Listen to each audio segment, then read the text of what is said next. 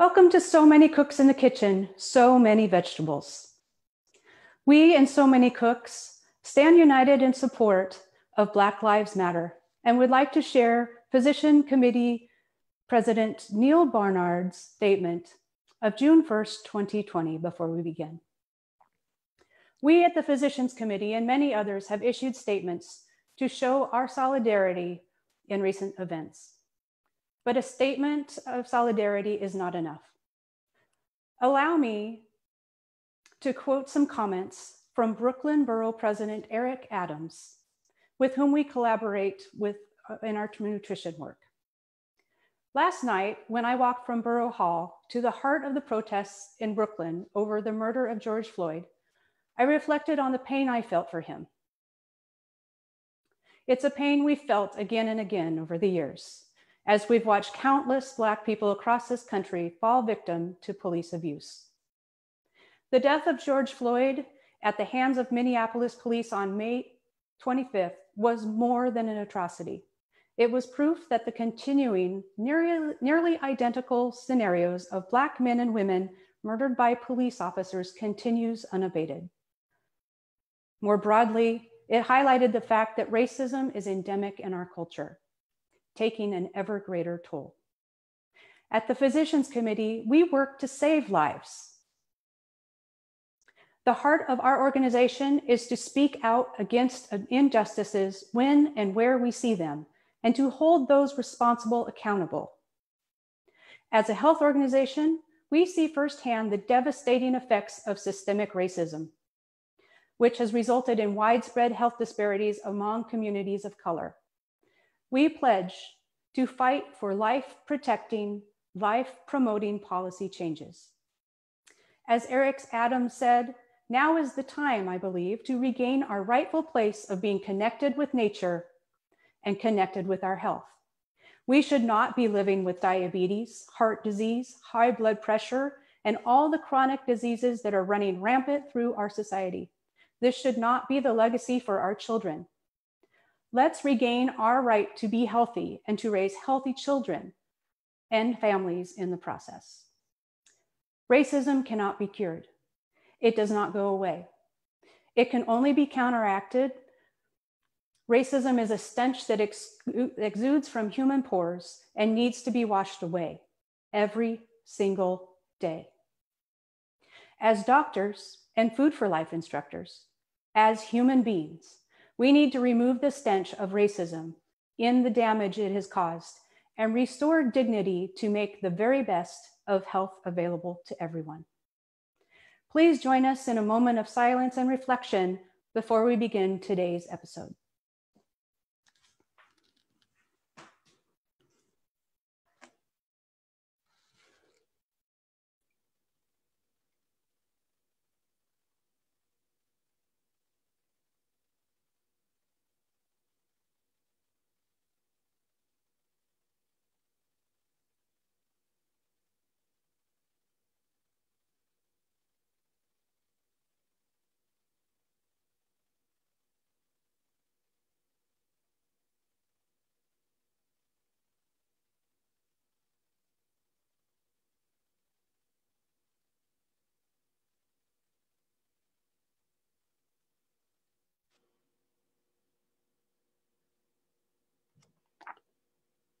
Hello, my name is Dilip Barman. I'm a Food for Life instructor in Durham, North Carolina. Before we start, I wanted to reiterate what Cindy said and her reading of Dr. Neil Barnard's words. On behalf of all of the cooks in the kitchen, we stand behind Neil Barnard's statements. May we move towards a more just world and move beyond racism. Black Lives Matter. So welcome to the second episode of So Many Cooks in the Kitchen. We are a set of Food for Life instructors. Food for Life instructors are passionate about whole food plant-based cooking, and we're passionate about nutrition. We teach a variety of classes to keep us healthy, and if we stray into situations like cancer, diabetes, or heart disease, we have classes for those as well to help treat, and in some cases, reverse those situations. So we came up with an idea. We decided to try this program where we go kitchen to kitchen across not just the country, but today we have somebody from Italy as well. And in the future, expect some more countries participating. And we're going to share our passion for different topics. So we started a couple of weeks ago with our power plate, and we talked about legumes or beans. Today we're moving on to vegetables. Pretty soon we'll have a program on fruits, excuse me. And then shortly after that, we'll have whole grains. We have an infinite number of topics, it seems, so don't worry. After we're done with the power plate, we're going to keep going. So I'm going to start by talking about kale. My family loves kale. Kale is one of the most nutrient-dense foods there is. There's a store that I shop at that rates foods on a nutrient density chart, and they give kale 1,000 on a scale of 1,000. Kale, a cup of raw kale, gives you more than 2 times of the recommended daily allowance of vitamin A, almost 7 times the RDA of vitamin K and all the vitamin C. It's also a significant source of manganese and other nutrients. It's high in antioxidants and may reduce blood cholesterol. It's easy to find kale. So I yesterday shopped and I picked up 3 kinds of kale. This is red kale. You can see it's curly on top. And this is called lacinato kale. Sometimes it's called dinosaur kale or black kale because it's so dark and it can get quite big. I've seen leaves even larger than this. And then here is the perhaps most common one, green kale. Now to prepare kale, all you want to do is you want to rinse it. And by the way, you can buy fresh kale in a package where it's already chopped and ready to go because kale, of course, has the stem, which you'll want to remove. And what I do is I just hand remove the kale from the stem, like so. And then what do I do with the stem? That gets composted in my family. Over here for now. But you can get a bag where the kale is already cut, or you can even get it frozen. I love having a bag of frozen kale. When I'm cooking, I'll say, I bet a little kale would be good with this. I can put in some of the frozen kale. Okay. So there's a lot of things you can do with kale. You can eat it raw. I love just munching on it. I'm not going to do it now because here's an insider's trick. If you eat kale, be sure you gargle after that because your teeth will be green. The kale can get stuck in the teeth. So I'm not going to do that right now. But we love just munching on kale as a raw snack. It's great blanched. You can cook it down with other foods. And that's the first thing I want to demonstrate. So earlier today, I cooked some fava beans. Okay, I soaked them overnight. And then I removed some of the skins of the fava beans. And then I put in some potatoes and carrots and a variety of spices, garlic powder, some cumin, and some black sesame seeds, which are good sources of calcium. And I cooked it for 10 minutes in my pressure cooker. And now what I'm going to do is I'm simply going to add some onion. Throw the onion in. And you can see the dish. Okay. So there's my bean and potato dish and carrot dish. Okay. And now what I'm doing, I have to pick any of the kales. So why don't I start with the lacinato kale? So I'm simply going to hand tear it and mix it in. Okay. This is, I usually have my compost pile nearby. Let's go with some red kale now. You can mix and match. So I'm going to put the kale in. And I'll do one more, and I think you get the idea. Let's do a leaf of green kale. Kale is really therapeutic, fun to work with. You can have some nice thoughts, pen some poetry, think about a more just world, and just revel in the greens. Okay? So that's only 3 leaves of kale. I'm going to mix it in, and you notice that the kale, almost immediately, because the ingredients are hot, is shriveling up. This will take a half head of kale, and the greens will nicely integrate. Give it just a minute or so, and if you want, you can put it back in the heat, and it will cook down. Okay? And that's about it. This is going to cook down nicely. It's going to make a very nice dinner tonight for us. So I have to tell you a secret. My wife is filming me, and she's going to close her ears for a second. I like to brag that I've known her more than 16 or 17 years, and I've never repeated dinner for her. I'm always creating something new. She's usually not allowed in the kitchen. So hopefully she didn't hear what our dinner is today. This is something that we've never had. I've cooked kale in this manner, but not with these beans and not in this particular style. I'm simply going to add some lemon juice and salt, and dinner will be ready. So that's good for a few hours from now. So kale can be used in an existing dish with beans and potatoes and other dishes, other foods like that. It can also be dehydrated or baked, and you end up with these wonderful kale chips. You can also steam kale. You can cook it down in a pan. You don't have to use a pressure cooker. So it's very versatile. You can also make a smoothie, and we're going to talk about that in a second. But let's move on to one of my favorite ways of serving kale, and that is a massaged kale salad. And what I'm going to do is I'm going to make a little bit of space here. So I'm going to move the dinosaur kale away. And I am going to work with this wonderful red kale. And all you have to do is you hand strip it. My hands are nice and clean, and the kale has been washed several times. Okay, so I'm going to hand strip it. Okay. And again, you can mix and match. I don't have to just use red kale. Why would you pick one kind of kale over another? It's purely aesthetic. Nutritionally, they're pretty similar. So if you're making a dish and you want a little bit of that red stem to show up as a contrast, pick the red. You know, to tell you the truth, what I pick is whatever's on sale. So right now where I shop, they had the green on sale, which they often do. But because I knew I was cooking today, I wanted to get the 3 kinds they had. They also sell baby kale. Okay. So let me do one more leaf. Okay. Easy so far, right? One thing we pride ourselves in Food for Life is not only are our recipes simple and tasty, but they're healthy. They're really easy to put together. Okay. And I'm a little bit embarrassed. So what I'm going to do is there's a kale. I'm not going to take time to do the whole head. For a head of kale, I put in the juice of half or a full lemon, which I have here. So I'm going to go ahead and put it all in right now. And then I'm going to put some salt, and I'll talk a little bit about salt. I happen to like fleur de sel, which is like, I don't know if you'll be able to see in the camera. They're thicker pieces of salt. I like this particular brand. It's a citrus fleur de sel. It has pieces of organic citrus. I'm a fiend for citrus. So I'm going to put a little bit of salt in, just a little bit. And that's it. And then I'm going to massage.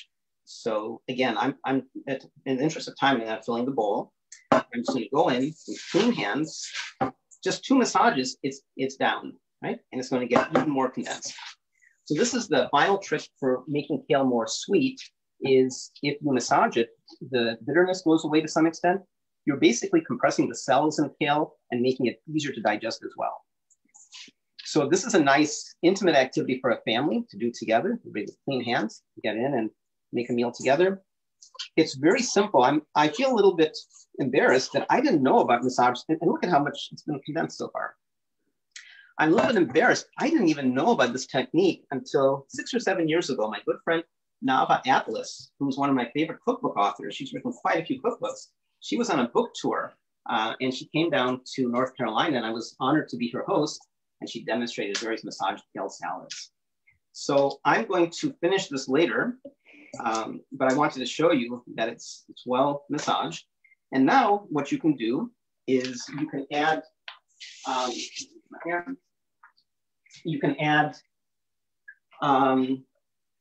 pumpkin seeds are nice for a crunch. I actually want to add some mango. Okay, so here's some mango. And right now it's heavy into mango because I don't have enough kale. And I'll mix it in, massage kale salad. There's some wonderful mango. And also grill some peach. The final thing I want to demonstrate or talk about is I want to invite my daughter, Anu, to join me. I have an 11-year-old daughter, and she, with almost no help from me, I had to push the plunger, made a kale smoothie. So sweetie, tell us, let's first try it and then tell us how you made it. Cheers.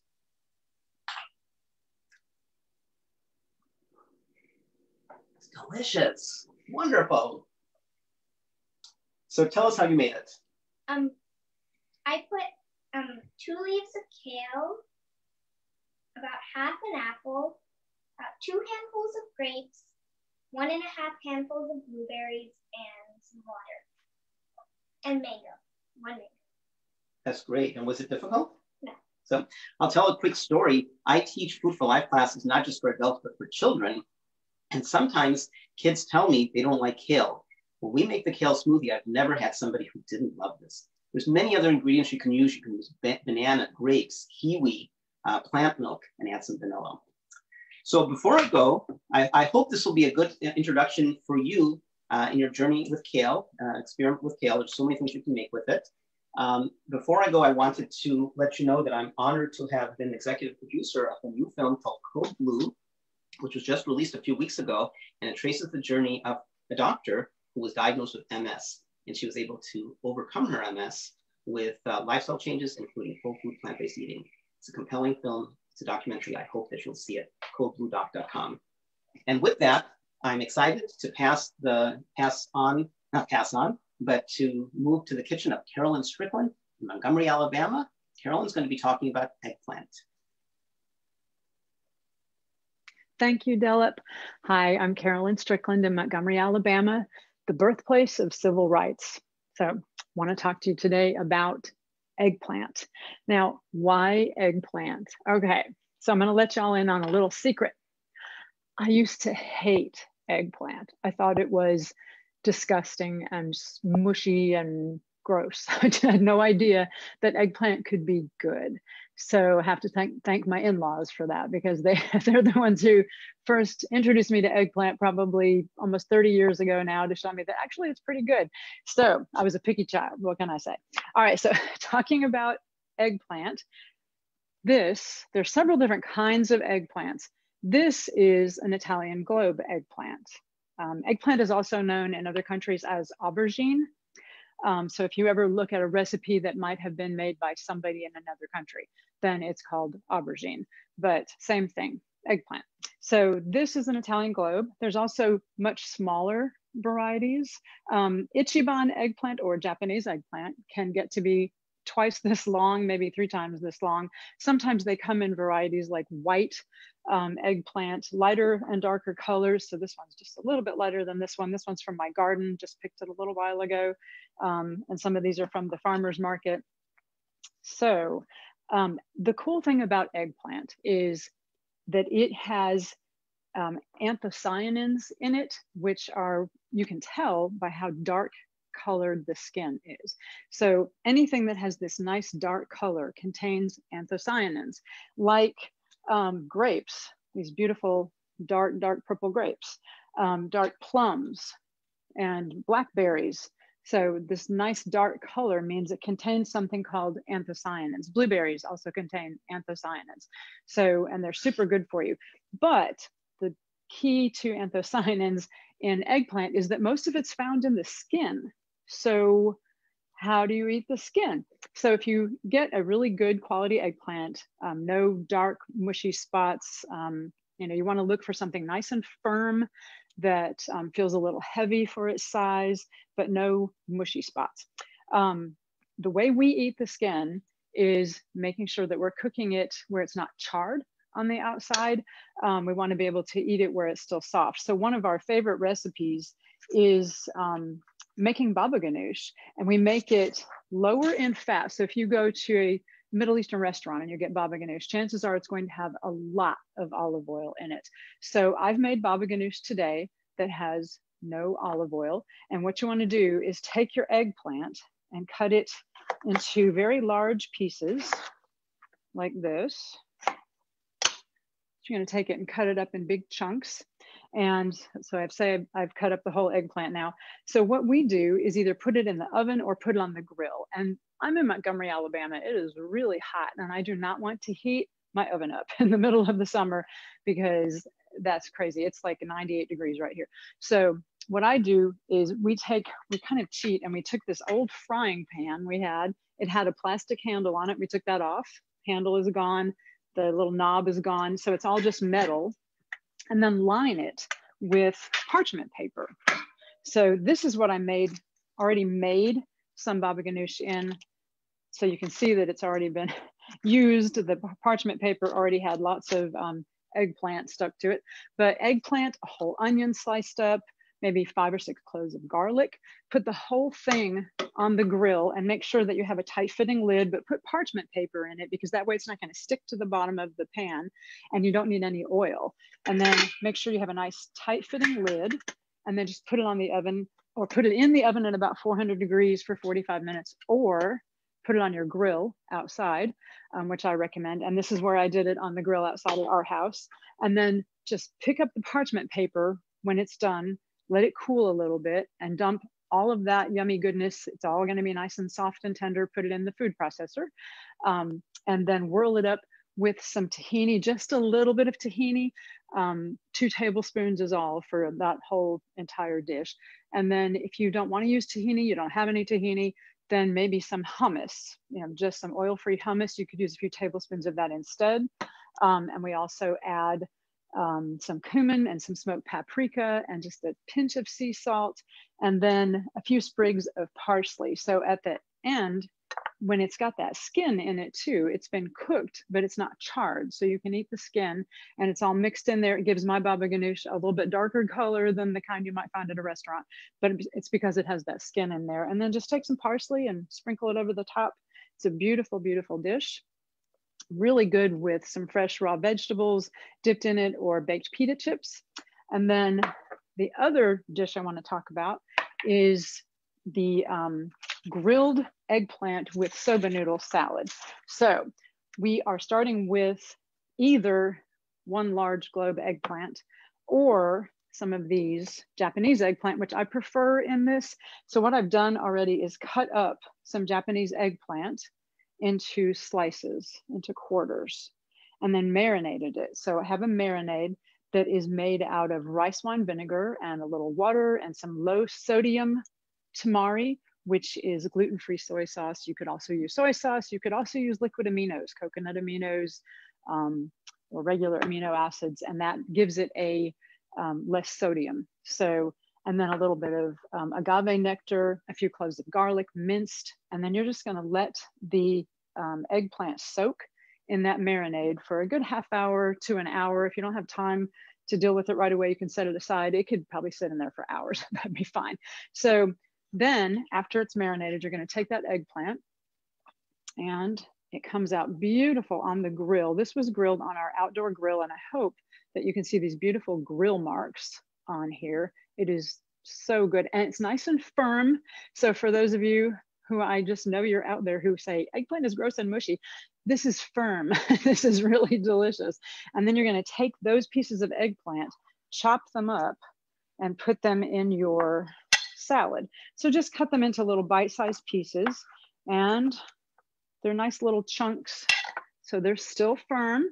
And then I've already cooked the soba noodles. So you want to use soba noodles because they are really, really good for you. They have a flavonoid called rutin in them that is pretty hard to find anywhere else. So actual soba noodles are made of buckwheat. You could also find noodles that are called soba noodles, but they might have a mixture of flours in them, but I try to go for the 100% buckwheat noodles.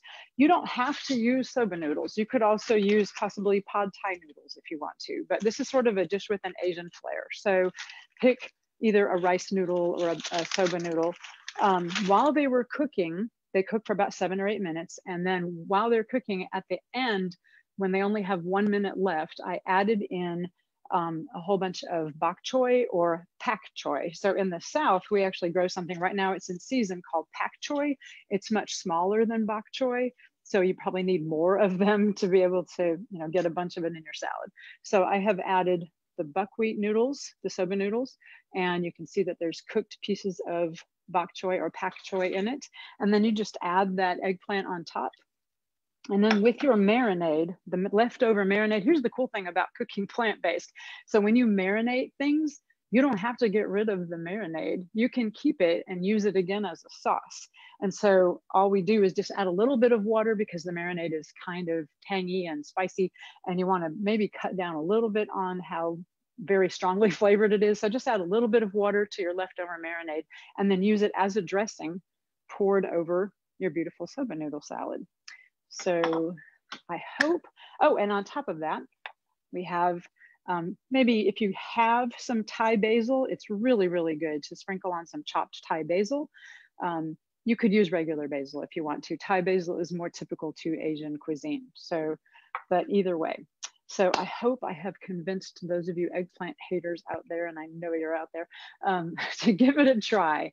And I mean, if it's nothing but just cutting it in a big round slice, like this, and grilling it on each side. Sometimes you can use a grill mat like this. This is a silicone grill mat, so you don't even need any oil, just put it on your grill. You could also use a grill pan like this one. If it's too hot outside or it's raining, then a grill pan, and then just put it sear it on both sides, get some nice grill marks, and then drizzle it with some balsamic vinegar and chopped herbs of your choice. It is delicious, and in Italy known as bistecche del poveri. I think I said that right. But our next Food for Life instructor can probably correct me on that. That means steak of the poor person. Yes. Hi, Caroline. Poor man's steak, and I'm introducing Janan Orhun in Italy. Hi, Janan. Hi, everybody. Welcome to Kashinaga Lorsi. While Caroline was cooking, I started making a few of the little pancakes. So once again, I have a vegetable that's been in our lives. I found out throughout research getting ready for tonight that it's been in our lives for about 5,000 years. And some research says that it's been in use for even more than 10,000 years. So lucky for us. When it's good, it sticks around. So let's talk about zucchini. It's this lovely green vegetable. You might see dark ones, much darker green and bigger. I prefer to get the tiny, fresh and really crisp ones. And these lighter green ones also hold less water. So when you use it in your cooking, they don't go diluting everything. So zucchini is mainly water, but it offers a wealth of vitamins as well, especially vitamin A and vitamin C. And it's got some essential minerals such as potassium and phosphorus as well, which are all necessary for example, healthy bones and other healthy functions of our body. But most importantly, this humble vegetable is also very high in antioxidants, especially carotenoids. And out of those, lutein, zeaxanthin, and beta carotene. And they are very important for our immune system function. And who doesn't want a healthy functioning immune system these days? By the way, most of the goodness, the vitamins and minerals that I'm talking about are in the skin. So when you use a zucchini, do not peel them. So you should actually eat the skin.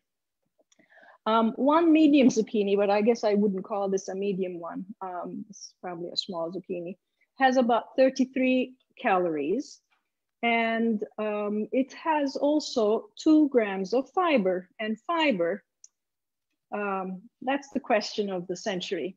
As plant-based eaters, we often get the question, where do you get your protein? But meat eaters should really be asking us the question, where do you get your fiber? Zucchini has both soluble and insoluble fiber, which is important for different functions. And guess what? Fiber comes only from plants, and it's the key item for making us feel full. So if you have a lot of fiber in your diet, you feel fuller, and the systems function well. So now, as I was waiting for my turn, I heated up my pan because it's important to have a nicely warmed up pan when you're making these zucchini pancakes. And I call them zucchini pancakes. In our culture, we call them mücver, and it's a childhood favorite of mine. And however, traditionally they're made by deep frying. And here I had to come up with a way, and I decided to make them into tiny pancakes. And that's a good way to have them if you don't want to do the deep frying due to having so much oil in the mücver itself. Now the instructions and the ingredients are on Facebook page. Oh, speaking of Facebook, also, if you have any questions about what I'm doing or Caroline or Dilip has done, or for any future colleagues of mine who are going to cook, please write your questions on Facebook. Also, we will have a live Q&A session at the end. When the last person is finished cooking, we're gonna have a Q&A session. So as you see, as I talk, I'm also plopping them on. If you put about a tablespoon, they come to about this size. And if you put 2 tablespoons, they come to about that size. I like the little bite-sized ones because they're fun and easy to munch on. They also make good party food. But if you make them bigger, you can use them as a meal. And the ingredients, as you see, are very simple. They're in this green mixture. There's scallions, fresh onions, zucchini, fresh basil, fresh flat leaf parsley, dried mint. I'm using chickpea flour. The reason why I'm using that is because it's really full of nutrients, unlike white flour, or it's really full of protein. So if you use that, and if you double the amount, you're gonna get really like breakfast pancake looking big fluffy ones, and they make a wonderful meal. So apart from having it as finger food, you can make them into big pancakes and have it as a meal with like a side salad or potato salad or something. It's filling and you don't feel hungry till dinner. And you notice I'm using this to wipe and distribute the little bit of oil that I have. But if you want to be absolutely no oil, and if you don't have a non-stick pan, you can do the same by having a cookie sheet and putting parchment paper on it and dropping about a tablespoon of the mix onto the cookie sheet about 2 inches apart, and give it a good bake at 400 degrees for about 15 minutes. And then you get these lovely cookies. They look like really like oatmeal raisin cookies or something, but green in color, and they're delicious. Also, the good news is if you do make those, you can transport them easier. So for example, if you're going on a picnic or something, you can take these, the cookie version, they travel much better. But now you see I go in between, I wipe my pan, and then I'm gonna just put the last few on. And this time I've made a cashew cream to serve them with. The recipe for the cashew cream is also on the Facebook page. And I've jazzed it up by adding some garlic, some chili, some mint. So it's quite a delicious cashew cream. They're getting almost all done. I'm gonna put them here so you can see how pretty they are. Who wouldn't like to eat these lovely little things? So I'm coming almost to the end of my presentation. You see how easy it was. Together with chopping the vegetables, I think it takes about 15 minutes to chop everything and get it ready, and then just how long it takes to make pancakes. Please do make sure that your pan is warm, so when you drop the tablespoon of your mix, it sizzles nicely and starts cooking right away. And they're delicious that way. And that's pretty much it. This was an easy zucchini dish to share with you. And remember, do try this at home. And before I turn my program over to my Food for Life training classmate, Susanna Fellows from Farmington Hills, Michigan, I'd like to say goodbye and arrivederci from Italy. Thank you, Janin. We had a great time in DC last year when we did our training. We had a lot of fun together. So it's great to see you. And welcome everybody. I'm coming to you from Farmington Hills, Michigan, from my kitchen at home. And today I'm going to be sharing some recipe for an artichoke. So artichokes can be really fun to eat. People find them very intimidating because they do take a lot of work in order to get to the meat of the artichoke. So one simple way, and this is a great way my family, and even when they were young kids, liked to enjoy an artichoke, was just, we would snip off the top edges, the prickly part, and steam them upside down. put a little lemon in the water to prevent them from turning brown.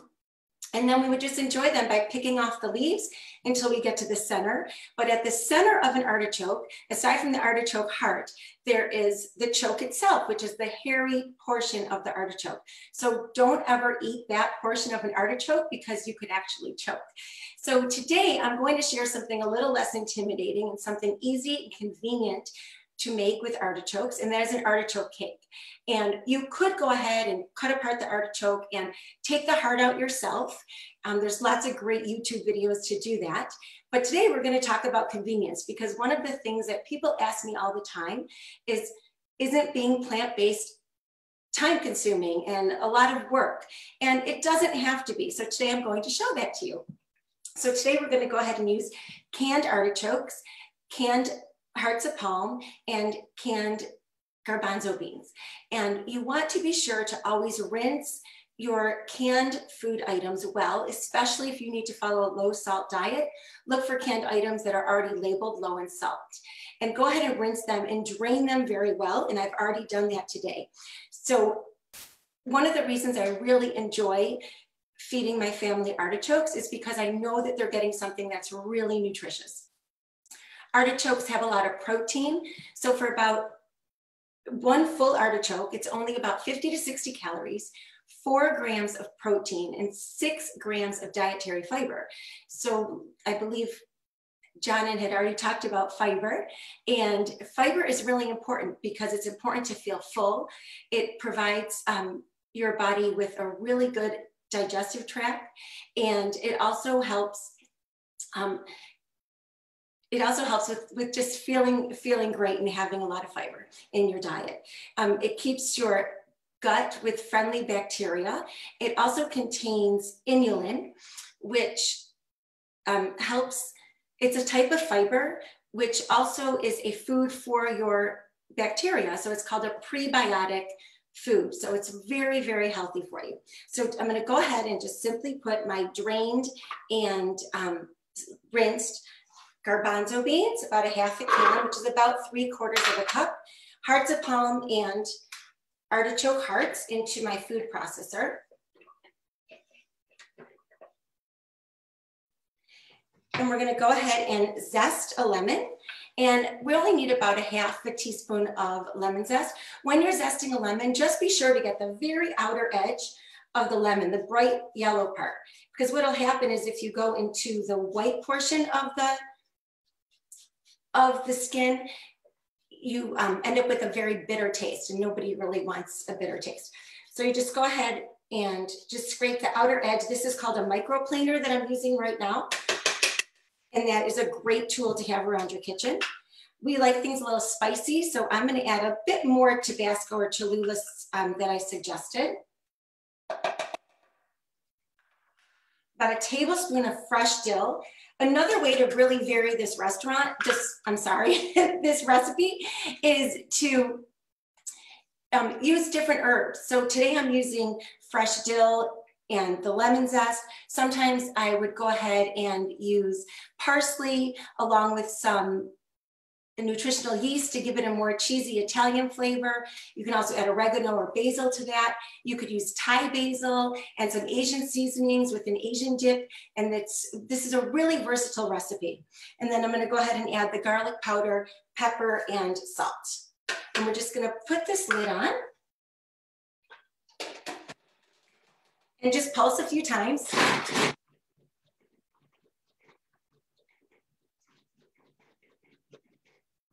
And sometimes you have to scrape it down for a minute, but it's very quick to make this recipe. And you do want to leave it somewhat chunky so that the cakes themselves have a good texture when you cook them. And I'm also going to add in breadcrumbs. If you do not have a food processor, do not worry, because this recipe can be made really just by mashing and chopping up the hearts of palm and the garbanzo beans just by hand, and the artichoke hearts by hand.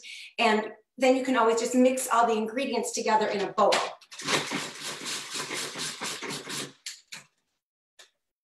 So this recipe is really, really delicious. Everybody seems to like it. The other great thing about this recipe is that it can be made into a larger entree size cake that's packed with nutrients, or you can turn it into an appetizer and use a smaller scoop. So I have these great handy scoops. So I kind of use, this is about a 2 tablespoon scoop.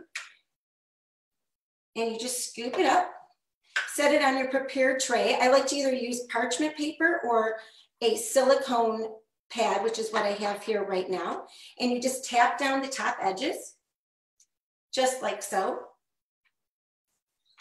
And then you will put it into the oven at 400 degrees for about 5 to 7 minutes and flip them. If you're just making the mini size ones, then I would just more like 5 minutes to then flip it, brown again the other side. And this is a really, really great versatile recipe. When you take it out, they're brown and crispy, just like I have here to show you. And I have it served today on this plate with just some sriracha sauce, which is a great little kick. And it's just delicious. Everybody really enjoys this recipe, and I hope you will too. Thank you so much. And now I'm passing our kitchen on to Tiffany Wilkerson, who's going to talk about bell peppers. Hi, Tiffany. Hey, Suzanne. Thank you for that intro. Hi there. My name is Tiffany Wilkerson, and I'm a proud Food for Life instructor, cooking with you today in Frisco, Texas. All right, so what's on the menu? Bell peppers. Did you know that bell peppers are rich in vitamin C? They contain potassium, vitamin E, and folate. They absolutely do, making this one of your healthiest foods to eat as a snack or turn into a meal, which is what we're going to do today. All right, get ready. We are going to make a delicious taco stuffed bell pepper. We're going to pair it with a green salad, and it's going to be amazing. So let's get started. All right, over here you see my bell peppers. This is actually one of my favorite recipes to make. And so every time I make it, I like to use one of each bell pepper because I love the presentation and the rainbow effect. So, all right, first thing we're going to do is de-seed your bell pepper. Now, de-seed basically means to just remove the seeds. You can do that a number of ways, but in this case, we need to keep the bell pepper whole. So we're simply going to slice off the top and remove the seeds. That's it. All right, so you're going to take your bell pepper and you're going to slice through the top. So simple. You see the seeds. And to de-seed, all you really have to do is just kind of reach in there and pull out the seeds.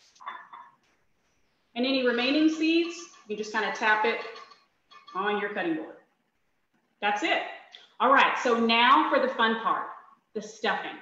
All right, here are the ingredients that we're going to use today. I have 2 cups of cooked quinoa ready to go. I have a cup of black beans. They have been drained and rinsed. And I have a cup of corn. It's going to be delicious. All right, over here for seasonings. So since we're going for a taco flavor, I thought that these seasonings just would work well together to really, really give us that flavor profile. All right, so first up we have smoked paprika. I will stop right here and tell you that smoked paprika is my absolute favorite seasoning to cook with. I love the smoky taste that it gives and the added volume to anything that I add it to, so I probably use this every day. So there's smoked paprika, we have ground cumin, onion powder, garlic powder, chili powder, and salsa. Now, I'm using a mild salsa today, but it's this part in the recipe where you can get really creative if you want to. You could easily use a pineapple salsa for a little sweetness kick. You could use a fire roasted salsa. You can use some with cayenne if you like a little spicy kick. You just have options, but today we're using mild. All right, and that's pretty much it. So what we're gonna do now is take all of our ingredients and we're gonna put them in our bowl. Now, one of the things I love about this recipe is that it's super, super simple. You're just mixing everything for the most part, and in the oven it goes. I already have my spices already mixed up for you. And the salsa. Okay, and at this point, you're just gonna blend everything together. stir it. You want to keep stirring it until looks like everything's pretty well blended. Now, this is also the part in the recipe where things start to smell amazing. This is absolutely one of my favorites. Okay, I think we're pretty good. All right, so now we're going to stuff our pepper. I'm going to use a scoop, but you can use a spoon. You can use basically whatever, as long as it gets in there. Either anything works. Now, feel free to be very generous with your stuffing when you are stuffing your bell pepper. I like to stuff mine all the way to the top, but that's all, it's my favorite. Okay, I think we're pretty good. All right, so what you would do at this point is you would repeat the process, okay, with each bell pepper and actually put it in your casserole dish. Now, I like to use a casserole dish simply because of the sides, and it helps to make sure that the bell peppers stay upright while they're baking. Okay, so this is going to go into the oven on 350 degrees for about 30 minutes. Just kind of watch your oven. And once it's done, you want to go ahead, take it out. And typically I like to let mine just kind of sit for about 10 to 12 minutes just to help with the firmness, and you're ready to go. So once that is finished, you will have an amazing stuffed bell pepper with a green salad. Now, it's at this point, you are more than welcome to add a topping. You might want to put a little avocado on here, maybe a little more salsa, some cilantro, a squeeze of lime, or eat it as is. It does not disappoint. And that's it. You have stuffed bell pepper. All right, I want to thank you so much for allowing me to share one of my healthy recipes with you. It's absolutely delicious.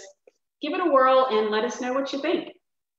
Okay, up next, we have another amazing Food for Life instructor. Her name is Lauren Johnson,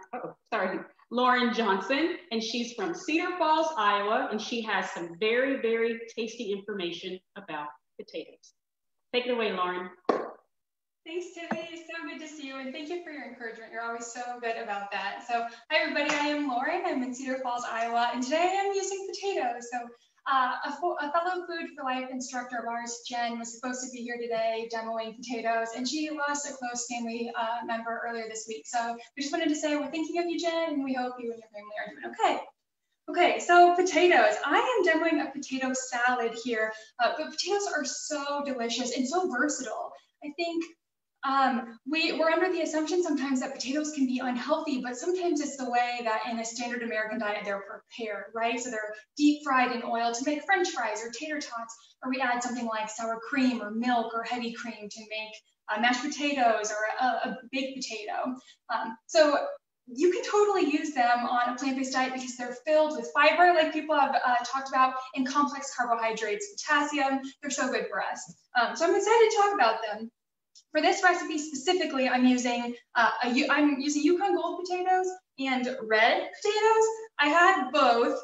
In the potato salad I'm using, I doubled the recipe. So it's a hefty bowl of potatoes. It's pretty heavy actually, now that I really lift it. You wouldn't have to make this much, but my family and I are excited to eat it all. So I have about 12 potatoes total in here. Now, potatoes, you can eat them in the same way that we do or did, when I was on a standard American diet. I liked all those things, but you can still make them in a fresher way. So I'm excited about that. Now, one thing I won't be able to demo today is sweet potatoes, but that's what these two are. And my family particularly likes them in sweet dishes.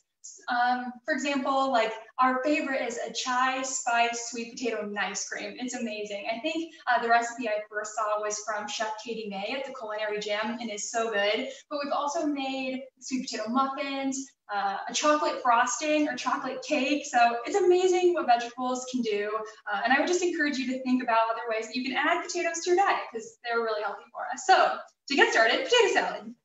Like I said, I had 12 potatoes, so I put them in here. I took 12 of them and I cooked them on the stovetop. Now, I know Carolyn had mentioned it's really hot, right, where she's at. And so if you don't want to heat up your stove and get it warm, you could use an Instant Pot, and that would work just fine. You just want to cook them just enough that they're soft, not mushy, that they become like mashed potatoes, but just soft enough that they'd be good in a potato salad. So I steamed them for about 10 minutes, and then I put them into my refrigerator to cool down. So once they had cooled, I chopped them up and I put them all in this bowl. So beautiful. Now I'm gonna add vegetables to my potato salad because I think they're colorful, they have really nice texture, but this recipe is so customizable. So if you don't like one vegetable, you know, eliminate it and add another, or just you know, make it however you think you will like it, or your family, or if you're bringing it to a potluck, you can be creative. So I have about half of a red onion here that I've chopped up. I made it pretty small too, so it'll kind of tuck it in there nicely. So I'll add that onion. I also have celery. This is about 3 stalks of celery. I don't know, probably about 1.5 cups worth. I also have bell pepper. Now I didn't have big, beautiful bell peppers like Tiffany did, which that was amazing. I wish I had that. But I just had little bell peppers, so I cut up about 3 of them and I used them here. Next time I might actually try, like Tiffany said, to use a variety of colors. That would be nice in here too. So I add some bell pepper, and then I'm gonna add pickle relish. You could buy pickles themselves and chop them up, but I just have the relish here, and that works well. Probably about 1/4 cup. So why don't I give that a stir? I overestimated how large this recipe would be, but I was like, oh, I mean, we love potatoes. Here. So I made a big batch, and we'll be excited to eat that this week. So as I stir it up here, you'll see that the vegetables integrate really nicely with the potatoes. But as many of us know, the best part, perhaps, of a potato salad is the creamy, delicious dressing. So that's what I will show you now, is how to do that. Beans, which we talked about on our previous segment of So Many Cooks in the Kitchen, are amazing, right? And they add a really creamy texture to sauces. So I have 2 cans of Great Northern beans. You could use cannellini beans. You just want like a white bean because they're creamy and blend nicely. Now I'm not draining and rinsing these, but I've minimized the salt in the recipe because I'm accounting for maybe some salt in the can. So you can do that. You could leave the salt out completely and just add it to the top if you want, if you think it needs it. Whatever you think. So I've got a blender here. I'm going to add both cans of beans. Okay. If you had a food processor, you could probably do this too. Now I know that sometimes the beans get stuck to the bottom of the can, so excuse me a minute while I find them out in the bottom. Okay, and then we're going to add a few other ingredients here. So I have red wine vinegar and lemon juice. That. I'm also adding some tahini. So I know Carolyn had mentioned tahini, that's ground sesame seeds. You wouldn't have to add this, the tahini. It will make it a little bit creamier, but it does add some additional fat. So if you don't want it, that's okay. Just leave it out. But I'm gonna add it here for us. Okay. Now see, I have Dijon mustard. You could use a yellow mustard, you could use a spicy brown mustard, whatever you have on hand. This adds a nice little tangy flavor. Also have some pickle juice. Actually, that pickle juice is from, my grandpa made pickles a long time ago, and I still have some pickles left from him, and I was able to use some of that juice in here, so that was exciting for me. Okay, I'm also gonna add a little bit of sugar to counter the acidity of the mustard and everything else and vinegar that I've added. So I am using brown sugar. Now, I've not tried this, but I think you could probably use a date instead, which is less processed than brown sugar. There's only 2 little teaspoons in here, if you can see, but I am gonna add this. Probably add coconut sugar too, whatever your preference is, or again, omit it if you're okay with that. That's totally fine. Also have a little bit of celery seed, and then some garlic powder and onion powder and salt and pepper. I'll add those and just give them a little whir here in my blender. And watch the beans turn into creamy magic.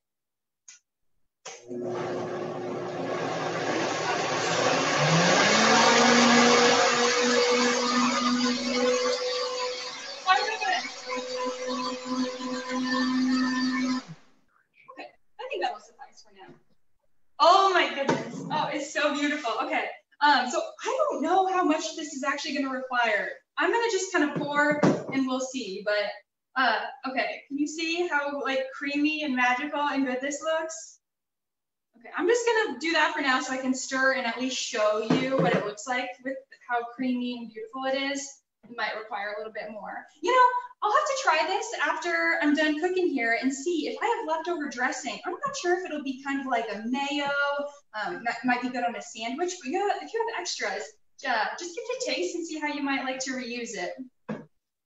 Okay, so that is, I think I will end up having to add a little bit more of my creamy sauce, but if you can see here, fresh, homemade, veggie-filled potato salad. We're really excited to eat it. So I think with that, I'm finished. And I'm gonna turn you over now to Lori Courage in Port Washington, New York.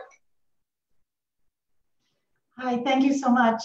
It's great to be here, and I'm really excited to join you from right outside of Port Washington, New York, right outside of New York City on Long Island. So nice to be here with all of you. Those were great inspirations. I've loved every one of them. I'm taking notes too, so I hope you all are. I did want to just make one little comment that's probably one of the most important things I have to say today, that we're learning and we're moving forward and we have a lot more work to do. So I'm really proud of PCRM for standing up for Black Lives Matter, and it's really great to be here today. So here we are, and we're talking about cabbage. And I know you're really excited, and this is the whole reason you came today. Cabbage is actually one of the less celebrated vegetables, and yet it's one of the powerhouses of antioxidants. So what I'm going to do today is, while I'm preparing two different dishes, two different ways to make it, I'm going to explain to you a lot of the different things you can do with cabbage. So first of all, how many cabbages are there? Well, I know you wanted to know this information, but there's actually 400 different kinds. We don't see them in our grocery store. Which kinds do we see? Well, the most common kind is green cabbage. And I was interested to find out that sometimes this is referred to as cannonball cabbage, and you can understand why. That's about the right size. And like so many of the other instructors, one of the things you're looking for is something that has a bit more weight to it, that obviously isn't peeling, and it's kind of tight. The lettuce is all tight on it. Another common cabbage would be red cabbage. Savoy cabbage is a little bit more wispy. If you see it, it's more like flatter and oval shape. And then you'd see things like, of course, bok choy and Brussels sprouts. So today we're going to spend our time with two of the cabbages, green and red. And what I wanted to do is talk a little bit about why cabbage is so important. So there's 4 health things the cabbage really is a powerhouse with. One of them is cancer. It has bioactive compounds with antioxidants like glucosamine to help inhibit cancer growth. And it's sort of like a free radical scavenger. So let's get scavenging, and we're going to just make a very simple coleslaw. Now, one of the things about coleslaw that's really kind of interesting is it's really a blank palette. You can make it any way you want. And I so loved how Lauren was like, well, if you don't have this, have that, add to it. We're going to sort of do the same thing. So what we're going to do is we're going to basically add a very simple coleslaw, which is going to be green and red cabbage. And what we heard before when we were talking about eggplant is how powerful the anthocyanins are to, they're very nutritious. And one of the things that's very exciting about them, because they're the same red color as red cabbage, is that they help lower your cholesterol, they help lower your blood pressure, they help reduce your oxidized LDL. So those are all good things. They also have a high potassium ratio. And so it ends up being that there's actually 36 different kinds of those antioxidants in the salad. So I'm just going to be adding very simple ingredients here. I have red cabbage, green cabbage, I have green onions, I have celery, I have some shredded carrots. And now this is the kind of fun part. So as I mix all this together, of course, just like we saw it, and it was so exciting to see a salad dressed with, a bean type of dressing. Many times when we make these coleslaws, and by the way, in the spirit of simple, you could take all of this and buy it in a bag from the grocery store. So you could get a great head start to this. But I wanted to point something out about another alternative. We heard about a dressing you could use for like a mayonnaise equivalent. This is a tofu-based mayonnaise. So, for all of us who are eating whole food plant-based, the idea is to eat low fat. And the problem with many of these vegan mayonnaises is they're 100% fat. So why not make our own? So this is as simple as it gets, and there are dozens of recipes, But if you just take simply a box of silken tofu, remember silken is the one that's creamier, and I'm going to take that silken tofu like this, and what I'm basically adding to it is a little bit of just like, for example, a tablespoon of Dijon, a tablespoon of lemon juice or vinegar, and a tablespoon of some sort of sweetener. I usually don't even put in the sweetener. Mix it together, and now I've got some mayonnaise. So to this mayonnaise, in this particular dressing, here's an ingredient you might not have thought of. You know, during the pandemic, there were a lot of things we wanted to get at the store and we couldn't find them. It's pretty easy to always have a can of frozen apple juice. So this is apple juice concentrate. And so what I've done is I empty it into a glass jar, I freeze it, and then whenever I need it, I just take it out. And so this is just apple juice concentrate and that low-fat tofu mayonnaise that I need.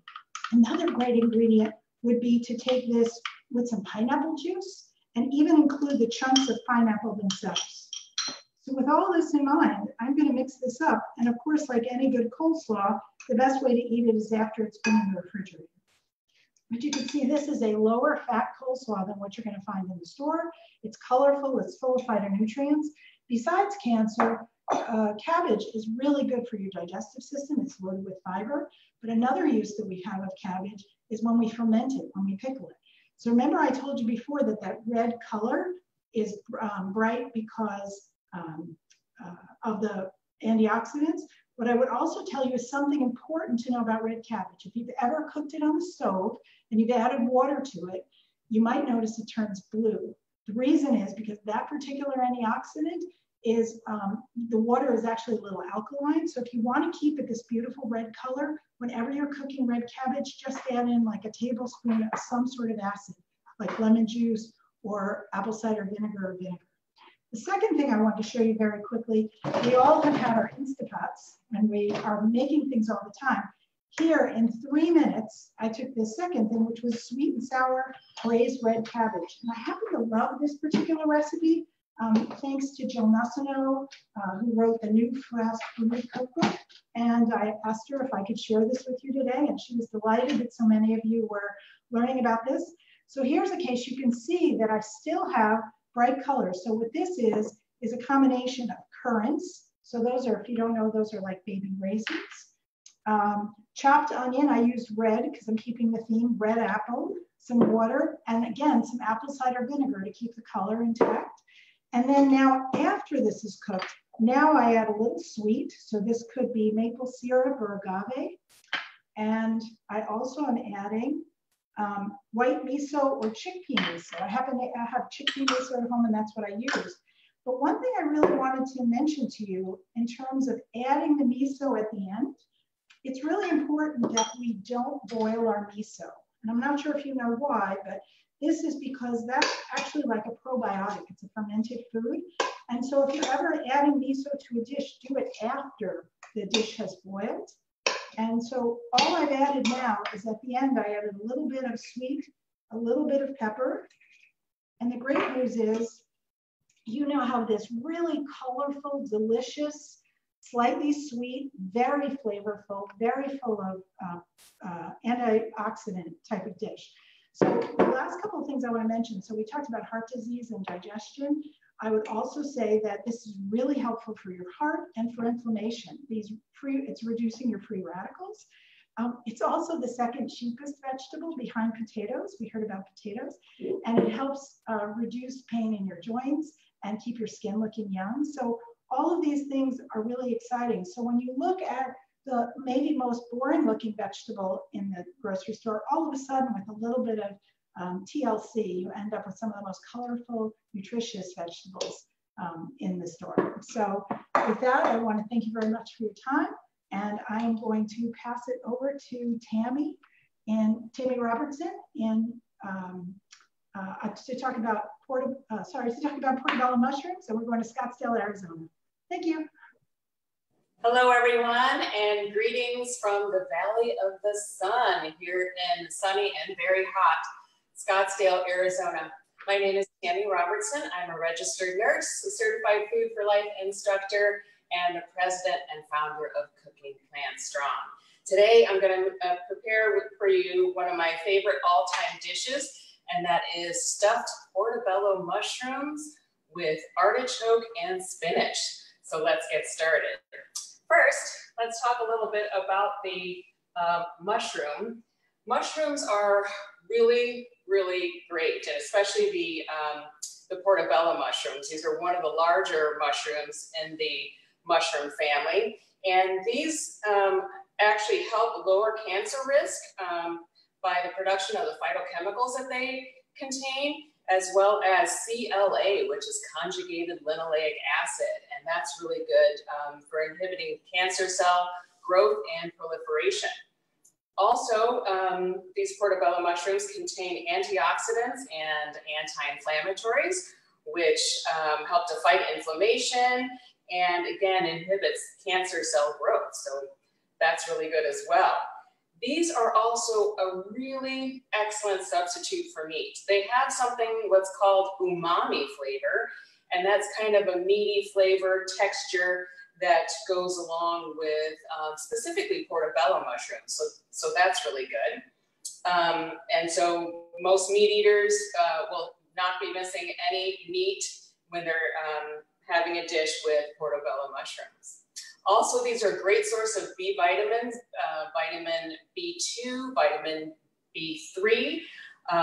These also contain some of the micronutrients like copper and selenium. Selenium is great for thyroid health, and copper is excellent for healthy metabolism and development of ongoing connective tissue repair. So who knew, right? Also, it's really low in calories. One medium-sized portobello mushroom is only 4 calories. Most of mushrooms, they have a very high water content. So yeah, the mighty mushroom. All right, so let's get started then on our recipe. For our recipe, we're going to use 4 portobello mushrooms, along with 2 tablespoons of balsamic vinegar.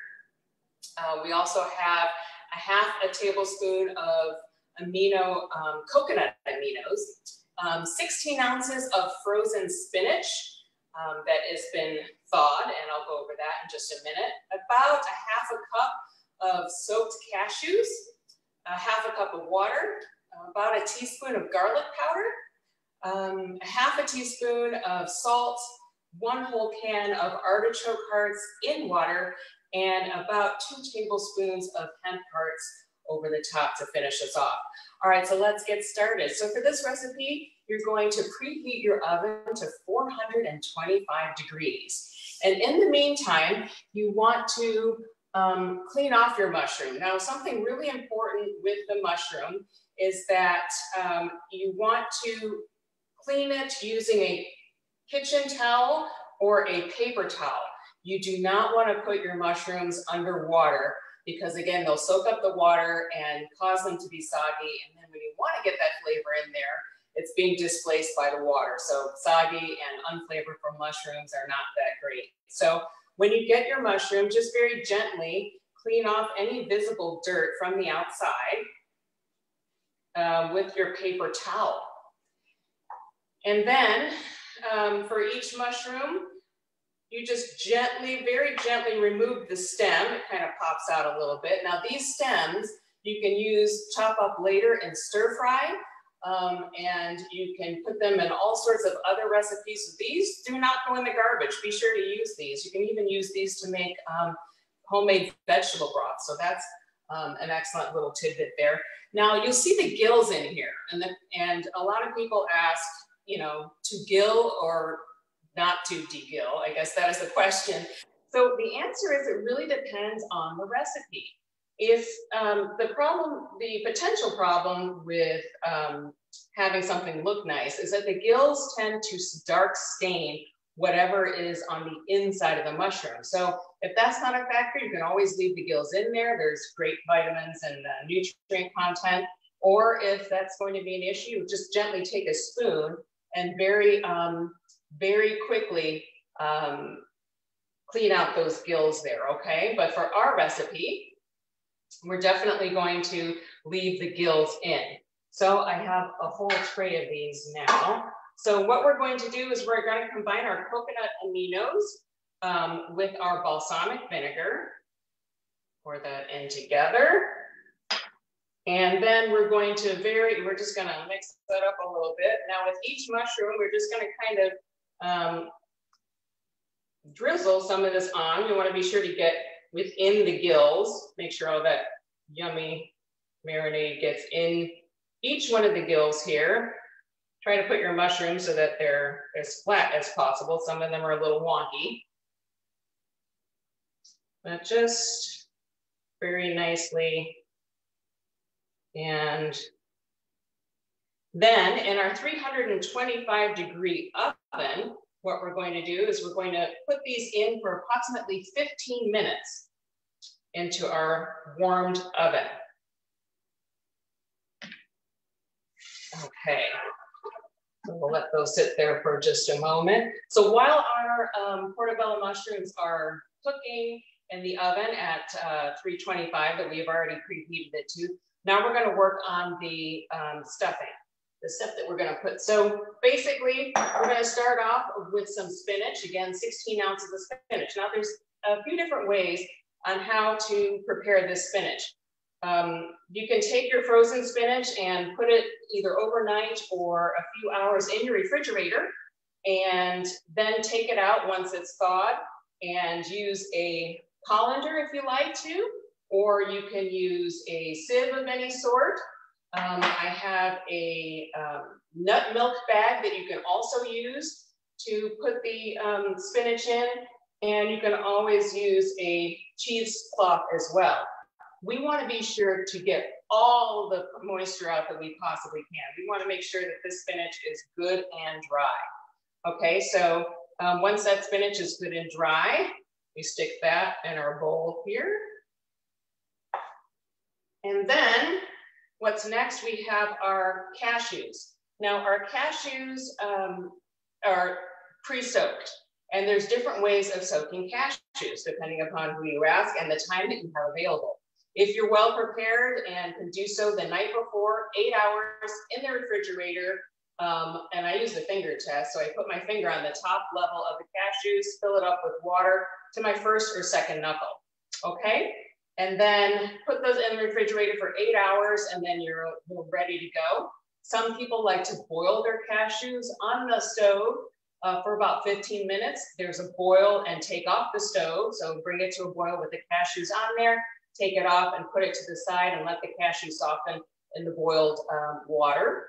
Or there's the microwave method, which was something that is quite new to me. So you just cover the cashews with water and put them on high in your microwave for about 2.5 to 3 minutes. And that'll do the job as well. So different ways to do that. So once you get your cashews, you're going to use one of your high-speed blender.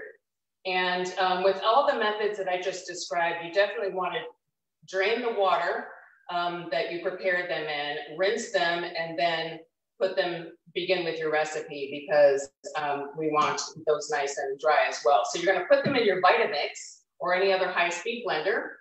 And then on top of that, you are going to put a half a cup of water in there, and your 1 teaspoon of garlic powder, and your half a teaspoon of salt. And then you're going to blend it. Okay, and once you blend it, it should look really, really nice and creamy. And then you're going to take this and you're going to add it to our spinach here. Okay. And now, without even having to clean it, you can then take your artichoke hearts. Now your artichoke hearts, again, you can use something like a Vitamix, and you want to be sure to pulse. You do not want artichoke soup. You definitely want to pulse, keep an eye out on it, scrape it down, make sure all the bits are covered, and then you can scrape that out. And this is what it should look like. It still should have some texture in it, and it should look really creamy, but still, you know, have some texture. So we're going to take this, and then we're going to mix this whole thing together here. And then once this is well incorporated, we're going to very carefully take out our mushrooms from the oven. that have been in the marinade. And the reason why we put it in the marinade and just don't put the mushrooms in as is with nothing on them is because that marinade of the coconut aminos and balsamic vinegar will help the mushrooms to retain their shape and not to get soggy, okay? All right, so basically what we're going to do, magically, our mushrooms have come out of the oven, and we're going to spoon in this mixture, once it's well incorporated, into each and every mushroom, okay? Let's take this little by little, and you don't have to make it huge, just so that the inside is kind of covered. And then you'll do that for each one of these mushrooms. You're just gonna fill it nicely. And then once that is done, we'll take our hemp hearts and we'll sprinkle a few hemp hearts over the top. So that looks nice and pretty. Okay, and then we're gonna put these back in the oven for another 10 to 15 minutes. And then our final project is right here. And these are 3 different size portobello mushrooms. You have the larger one, medium, and small. And don't these look delicious? For this recipe, you can also use stuffer mushrooms as well. And of course, you'll just spoon it into each one of these mushrooms as well. So you can really make this topping with any type of mushroom, but my favorite is the portobello mushroom. Okay then, well, I'm all finished here. I'm gonna pass the kitchen over to Susanna Dickman in the Midwest, and she has got a healthy twist on a summertime favorite. Off to you, Suzanne. Thank you. I'm Susanna Dickman, and I'm so happy to be here participating again with so many cooks in the kitchen. And I am from Evansville, Indiana, the middle of the Midwest. I am making, as you can see in front of me, one of my favorite vegetables, and that is carrots. And I have made carrot dogs. I know, it sounds kind of interesting, but I promise you, if you try making carrot dogs, you will love them. And you will just be, you'll have them every weekend. I guarantee it. So just a little bit about carrots.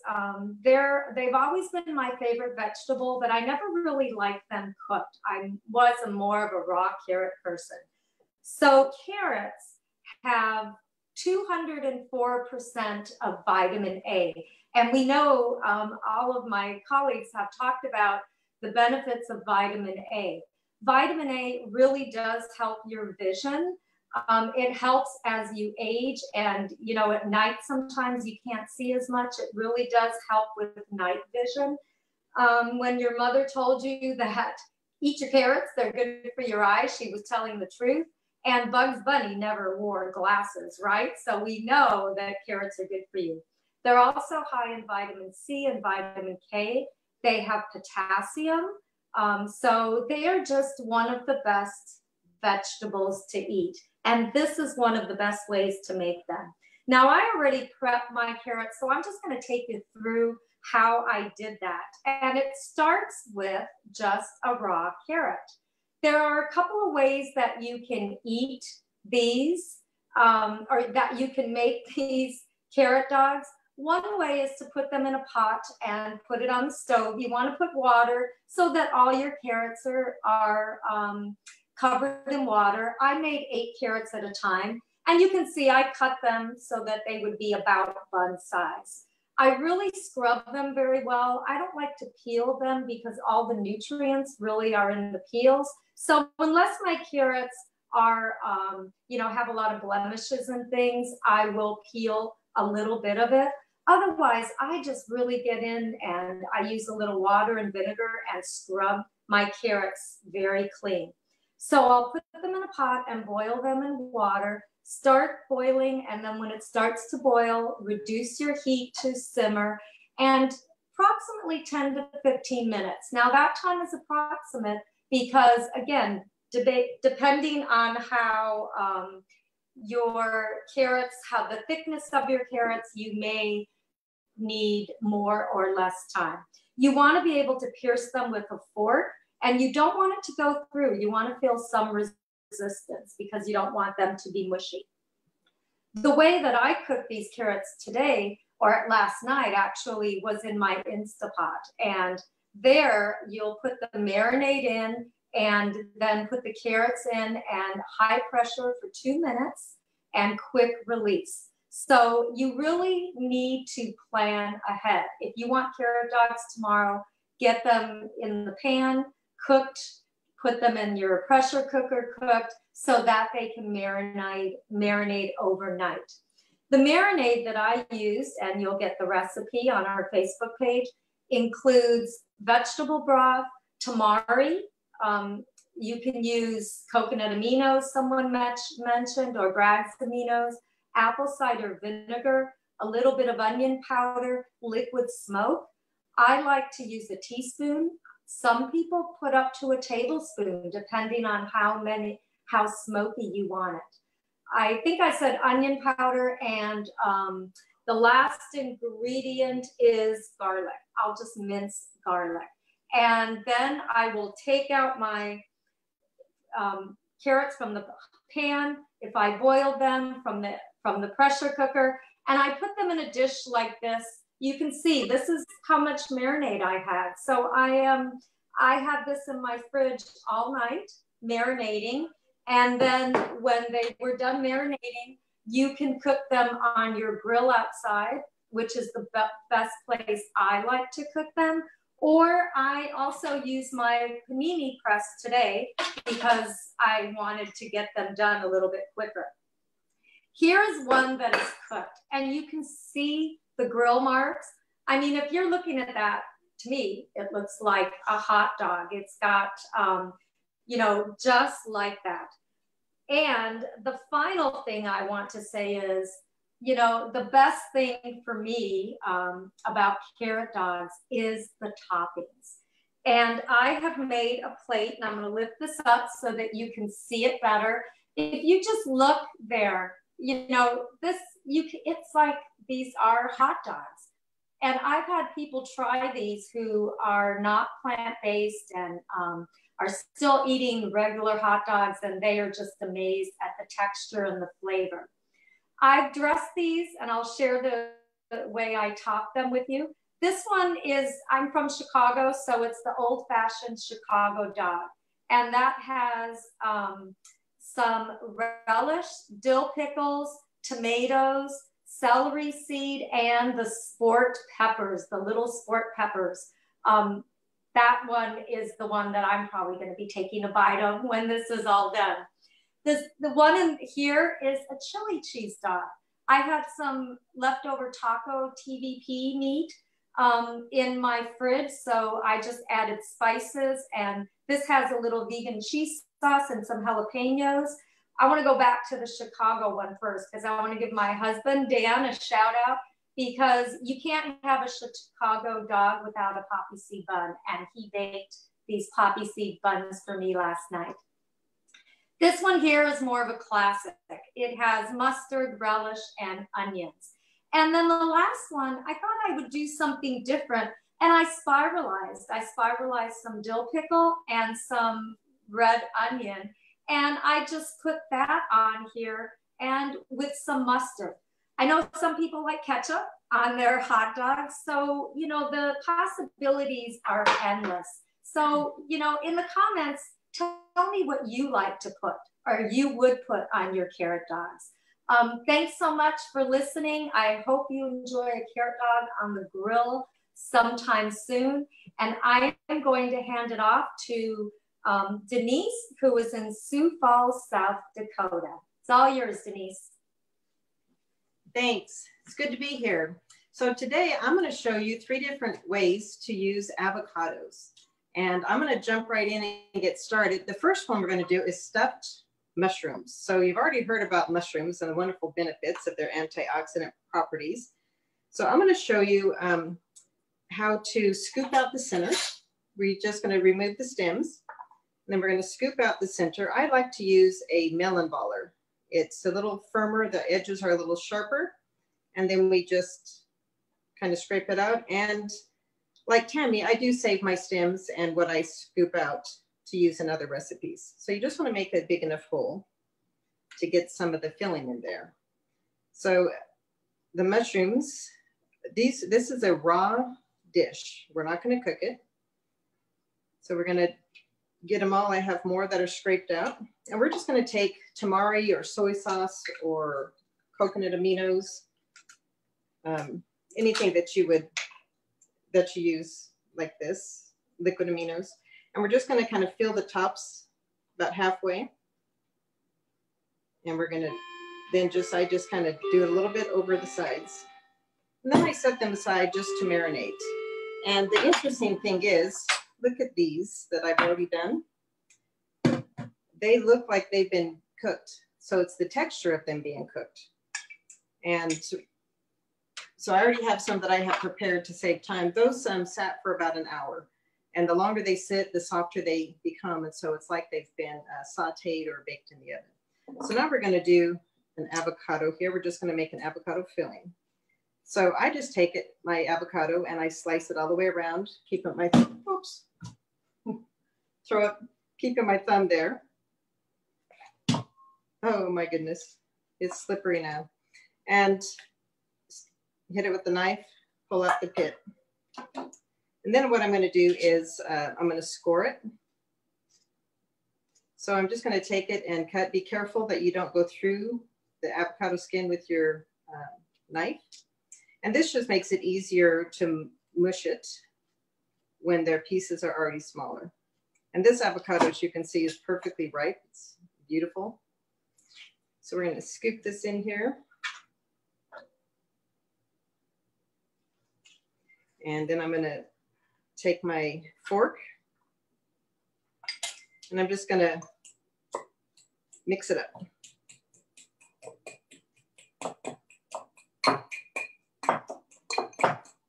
So this we want to make it so it's going to be, we don't want a lot of big chunks in this because I like to pipe mine into the mushrooms. So avocados, it's a healthy fat. It's high in antioxidants that are good for your eyes, actually. And there's a lot of vitamins, vitamin K, vitamin C, A, D. They need fat to help absorb them. And so this is a healthy fat to use to help absorb those good vitamins. Okay, so I think that's going to be good. Then we're going to take some lemon juice or lime juice. You can use whichever. I like the lime juice with the avocado. Then I have a little bit of oregano, garlic powder, and cayenne. And I don't really tend to put much salt in this one just because the tamari is very salty. Even the low salt version has a lot of sodium. So then we're going to scoop this. You can just fill it with a spoon if you like. Use a spoon to fill your mushrooms. But I like to put it in a baggie and cut the edge. And then I just pipe it in.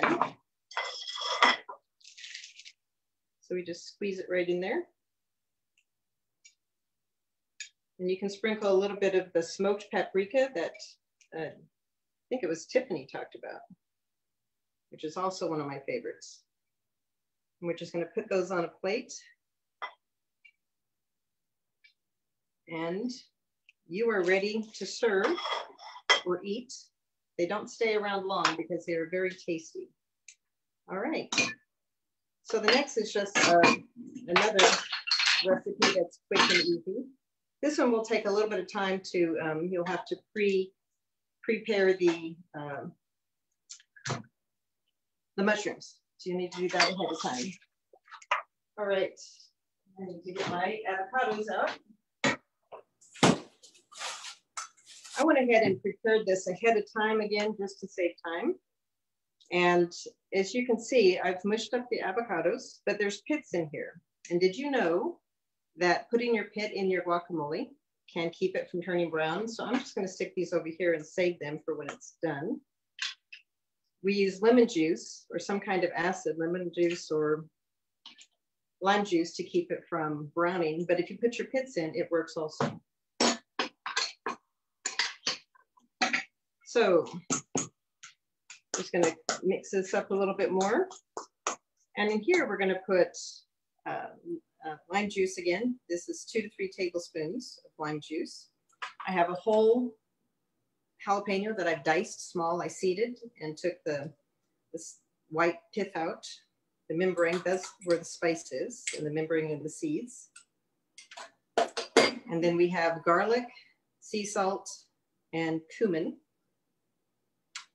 And then crushed red peppers and cayenne. I am a girl, I'm from Arizona originally, and I like spice. So I enjoy making my food have a real kick to it. So we're just gonna mix that up. Again, you remove the avocados the same way, and it definitely helps to cut them in the skins before you take it out. Just makes it quicker, much quicker. I have 2 tomatoes that have been diced small, and then a half a bunch of cilantro. So we're gonna get that in there. And mix this up some more.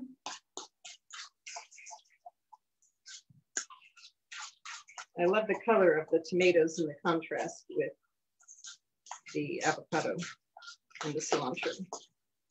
All right, so there you have it. And this is good for, you can put it on salads, you can put it on any kind of Mexican food, eat it with chips or veggies. I like to use this as a dressing sometimes.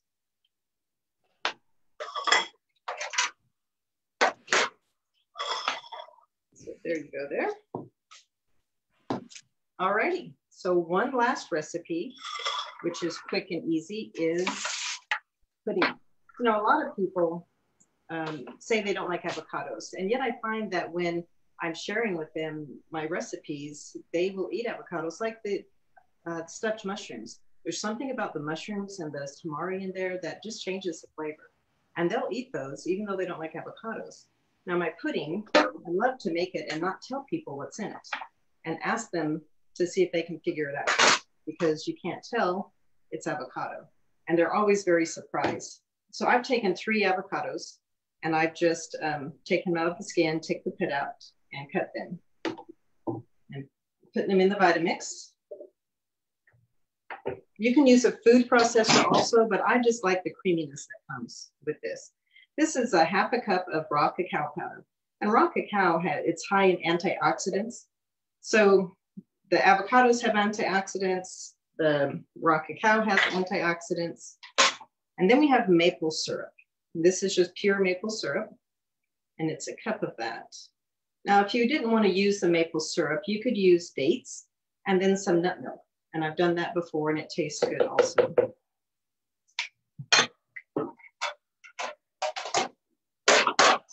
All right, so now we're going to put the lid on this and blend it for just a couple of minutes till it's smooth.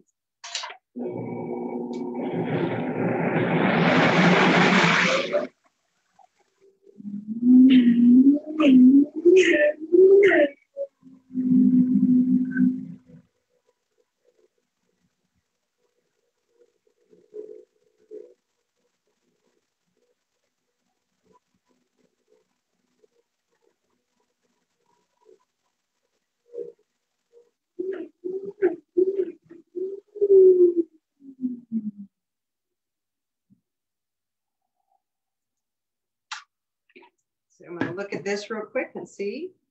Oh, this is delightful. This is one of those treats that I think we're going to have to, well, I'm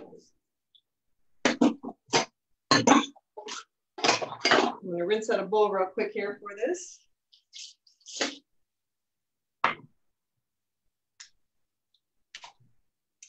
Alrighty. So this just comes out super creamy. I don't know if you can see how smooth that is.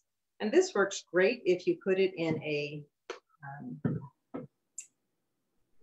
crust, like a date and nut crust, or you can put it in popsicle molds. This makes fabulous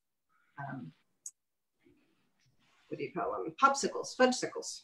It freezes really well. And this keeps in the fridge for up to 2 weeks if you don't eat it all. Or you can freeze it and put it in a freezer. I like to put mine in little 2-ounce containers with lids, and I freeze them. And then if I need a snack and I want something sweet, I can pull it out and it works. Just don't eat too much of this at night because it does have caffeine with the cacao. All right, so there you have 3 very quick and easy recipes to use with avocados. And now I'm going to turn it over to Nancy Humphrey Travis, who is in Bainbridge Island, Washington. Thanks. Hello, everybody. Welcome to my kitchen. I'm Nancy Travis, and I'm a personal chef here on Bainbridge Island in Washington State. And I am going to discuss one of my favorite vegetables. I use it a lot, is fennel. You've probably seen fennel in the supermarket. It looks like this. It actually grows pretty wild here. We can see it along the road. People think it's kind of a weed in their garden.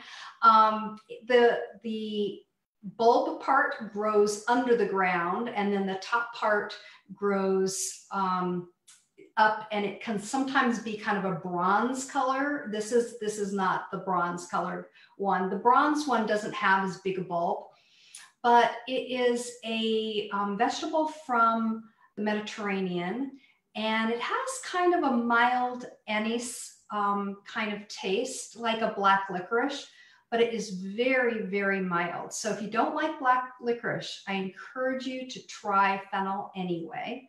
And unlike anise, all parts of this vegetable are edible, which is great. So from root to seed. Seeds are used a lot in Indian cooking, and they are a digestive. You can also throw them into, I also often throw them into like a bean dish because I like the flavor and they have that kind of digestive quality. The pollen can be used as well. The pollen comes from the beautiful flower heads, which I picked this morning. They're looking a little sad, but you can get the idea. The pollen heads, actually, fennel pollen was kind of a trendy, expensive garnish from fancy restaurants a few years back. But the blossoms you can eat, so you could throw these in a salad, which would be pretty, or just garnish a dish with them. For most people, they use kind of the bulb part, and you usually find it in the supermarket, hopefully, with this frond part up top. Most people use the bulb part, and today I'm going to show you a recipe that uses the fronds. So fennel is really my secret ingredient for Italian cooking, and also giving dishes kind of it reminds people of a meat dish. And the reason why is because it's a lot of times used in Italian cooking in sausage. And so you kind of throw a little fennel in it and people think they're eating something meaty. It's kind of interesting, but I always put it in my pasta sauce. I love it in my lasagna. It is my secret ingredient to tomato soup. And the tomatoes, it brings the brightness out and the tomato-ness out of if there's such a word, of the tomatoes.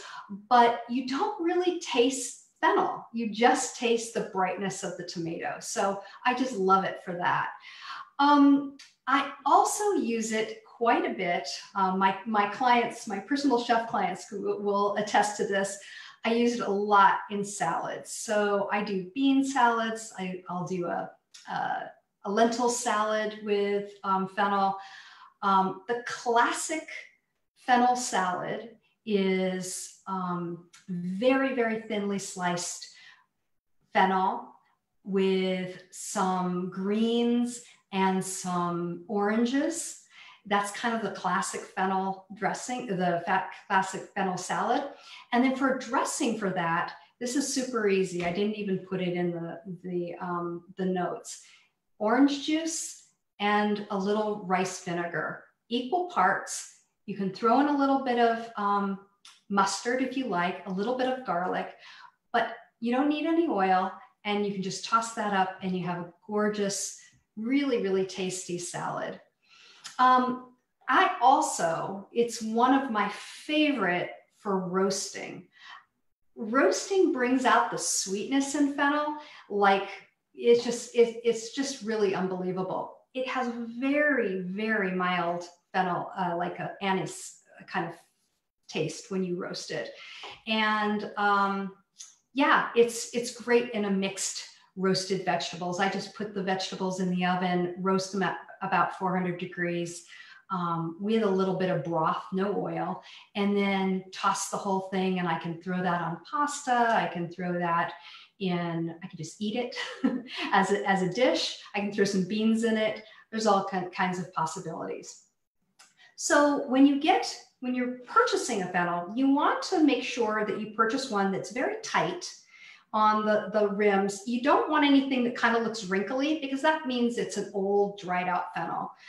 The bottom should be pretty white. It shouldn't have an orange tinge to it, because that's another sign of an old fennel. And then especially because we're going to be using these beautiful fronds, which you could also just throw these just straight into salad. You want to make sure that these are nice and crisp and not wilty or anything like that. So cutting a fennel is a little bit tricky.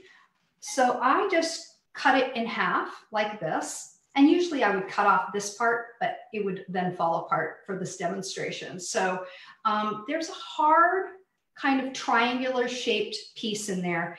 For the camera, I pre-cut it so you can see. I took it out of this side. So that hard core, you want to remove that before you do anything. And then you can go ahead, and if you're going to put it in like in a salad and you want the long pieces, you would just cut it the lengthwise like this way or vertical, and then go ahead and cut it horizontal, similar to how you would cut an onion. Yeah, or you could shave it with a mandolin if you wanted those super, super thin pieces. So for our fennel frond pesto, let me show you what we got. So I have some fennel fronds, and I've taken all the hard pieces, all the hard stems out. So it's just pretty much fennel frond. And I'm going to put that in the food processor. You could also use a blender if you don't have a food processor. You just probably will need a little bit more liquid, and it will be a little bit more of a liquidy pesto, but that's okay. You can then still use it on lots of different things. And then I have some parsley. I have 1/4 cup of fresh parsley right out from my herb garden this morning. And I'm also going to be putting in some walnuts. So what I did with these walnuts is I sometimes have that bitterness that's in walnuts. It sometimes bothers me. So for all my walnuts, I soak them in boiling water for about 20, 30 minutes, however long you have really. But you kind of want to like get them so they're soften up a little bit. And then I drain it and rinse it. And that kind of washes off the bitterness in the skin. So, so these have been soaked, washed, and drained because we don't want the water. And I'm going to just pop these in. So fennel has a lot of fiber, which is fabulous for you. It also has a lot of vitamin C. And I'm also going to put in some lemon juice and some maple syrup. And I'm going to use some miso. We've talked about miso today, but it's a fermented bean paste. I'm using a white miso, and because that's kind of the mildest. And that's also my only salt for this. And so if it's not salty enough for you, you can always put in a little bit of extra salt, but this is perfect for me. I'm also going to put in something that's not on the recipe. I'm going to put in some garlic because I love garlic, but that's really an optional ingredient. And then I'm going to throw in some aquafaba. And aquafaba, I think many of you might know that it's the juice of the beans. When you get a can of beans, it's the juice that is the cooking liquid or the juice that's in the can. It has a little bit of salt in it too. So you should definitely not add any extra salt until you try it. And unless you make your own aquafaba. I know I want it kind of liquidy. So this is about 2.5 tablespoons. And we will put it in the processor here.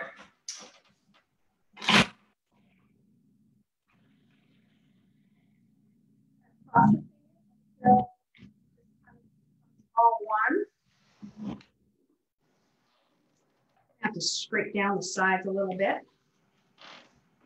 If you find it's not, you know, coming all together, you just have to keep going with it.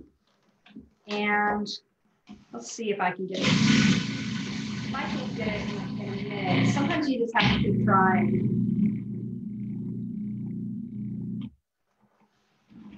Okay, it's almost there. But I'm gonna have to process it a little bit more, and you guys don't need to watch that. So, because I have one that is already done. So before I am done with it, so I love lemon pairs, and all citrus really pairs well with fennel. So I like these big pieces of kind of lemon zest. So I zest them pretty big. You can also just use a microplane if you want your lemon more distributed, but I love these big pieces. So I wait till the recipe is all done and then I mix this in afterwards. And my finished product, hopefully you can see that, is this great pesto. So you can use it just like you'd use any other pesto. It's great just tossing it with spaghetti or any kind of pasta. I love steaming vegetables and just throwing a little bit in the steamed vegetables and then mixing it up. You could also, it makes your hot soup, it just kind of adds that brightness because it has all that lemon and that acid in it. So a spoonful of that as you're serving your soup would be phenomenal, and it would also be super pretty. You could also just put it on some crackers and serve it as a crudité. So you're gonna have to play with, because all the moisture is different with every batch of fennel, of how much moisture you're gonna have in it. So you'll have to play with the aquafaba to make it the consistency you want. But yes, I hope you try fennel. Even if you are not a black licorice lover, you gotta try fennel at least once because it really is really tasty. So now I will turn the kitchen over to Cody Stubbe, who is going to be sharing with us some fabulous cauliflower wings recipe. I'm so excited. Thank you. Hi everyone, and I am Cody Stubbe. Welcome to my home in Omaha, Nebraska. It's so lovely to have you here today. Besides being a Food for Life instructor, I am also a nurse, and I am also a mother of 3 cute little picky eaters. And this recipe that I'm going to show you today is a sure winner for getting those little picky eaters to eat cruciferous vegetables. So what are cruciferous vegetables? Well, I got a big bowl of them here for you, so let me just kind of go through what they are. They're the member of the cabbage family. So of course, then we have red cabbage.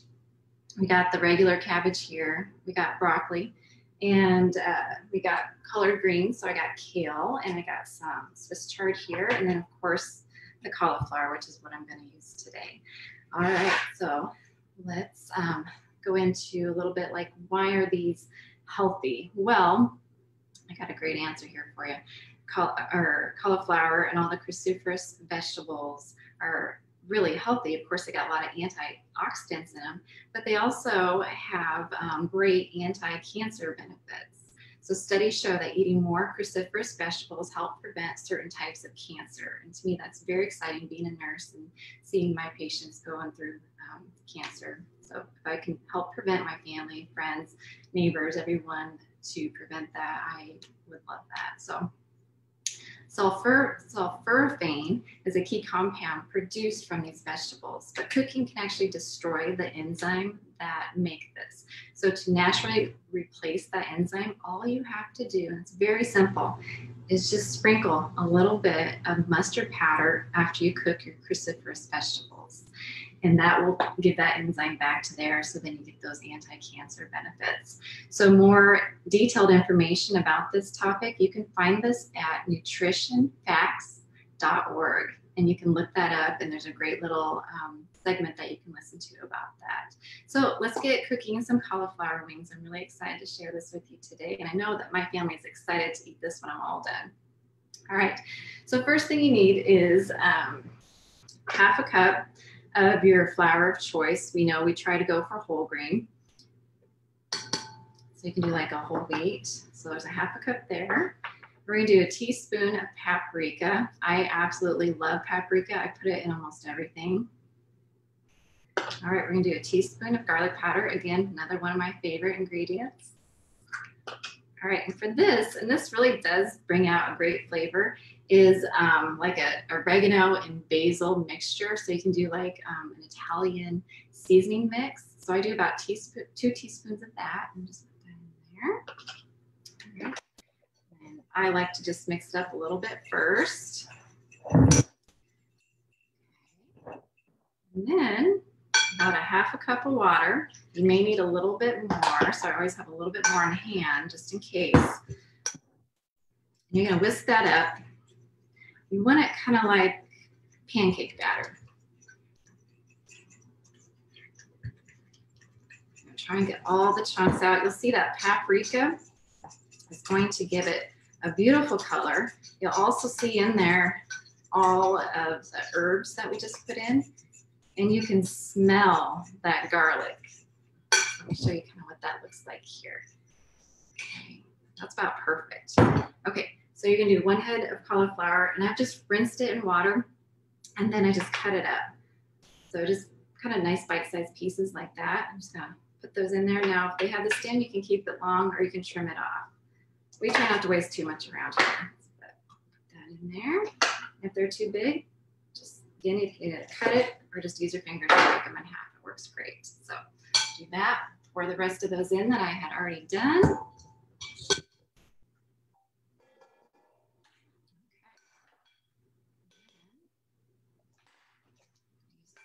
Here. It'll take me a minute to coat these, and just go around, kind of scooping the bottom, bringing that batter up to the top. All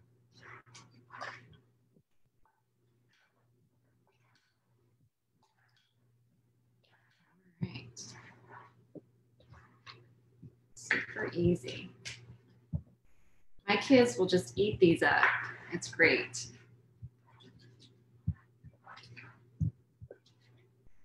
All right, and then you're just gonna put them on your pan. I could stir this a little more and get a little more coated, but it'd take me a little bit longer. So I just wanna get this on the pan here. I'll show you how to do that. This will have a lot of great flavor already. Okay, and then you just spread them out so they're not touching.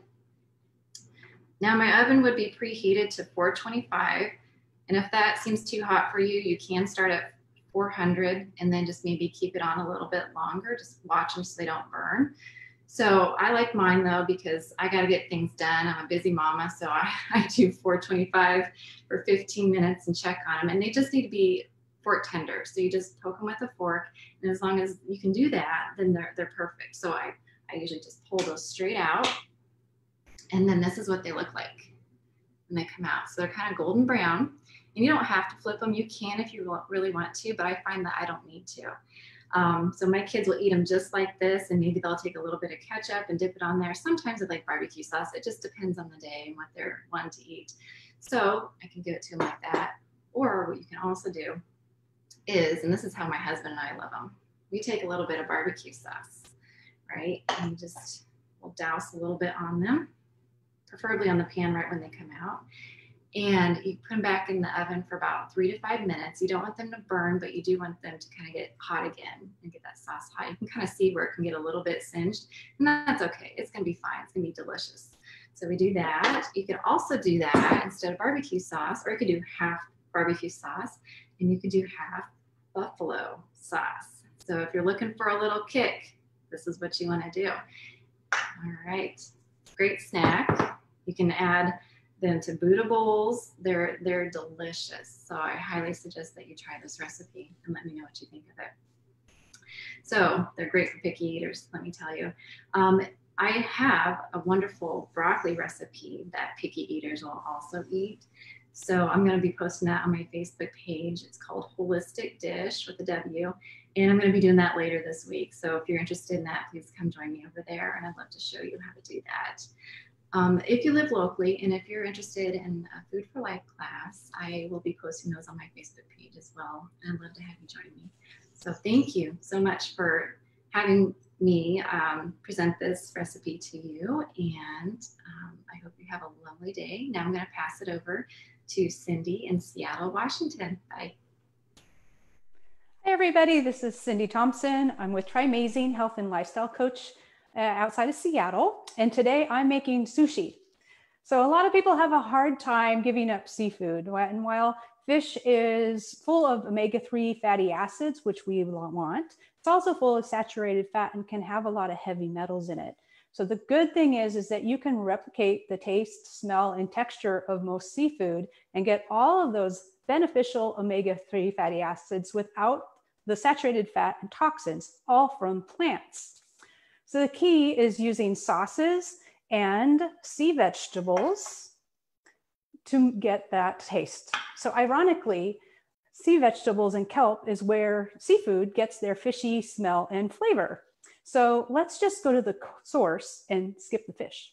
So I'm going to show you how to make my eggplant unagi and parsnip smock crab salad today, so you can make an amazing crazy unagi sushi roll. So I'm going to switch my view. So like Caroline at the beginning, I did not like eggplant when I was growing up, and now I love it. You just have to know how to prepare it. So I have my eggplant here, and you can use Italian or Asian. I couldn't find any Asian eggplant right now, so I just used the regular Italian. I peeled it because it does better in the sushi roll that way. You could leave it on if you wanted. I cut it lengthwise in about 1/4-inch slices and then salted it to draw out the bitter liquid, and then rinsed and patted them dry. And now I am going to add eel sauce and pour that on the top and just brush that on both sides. So eel sauce doesn't have eels in it. It's accidentally vegan, and you can buy it. But this is what makes the eel unagi so good. But I make my own because I don't want the high fructose corn syrup.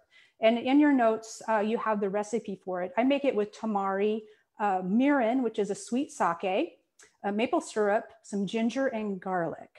So after you get both sides coated, then you bake this at 375 for 20 to 30 minutes. And you, every 10 minutes, go and flip them over, give them another brush of that eel sauce until they turn into a beautiful golden brown and soft, just like you would have unagi eel, but with a eggplant, okay?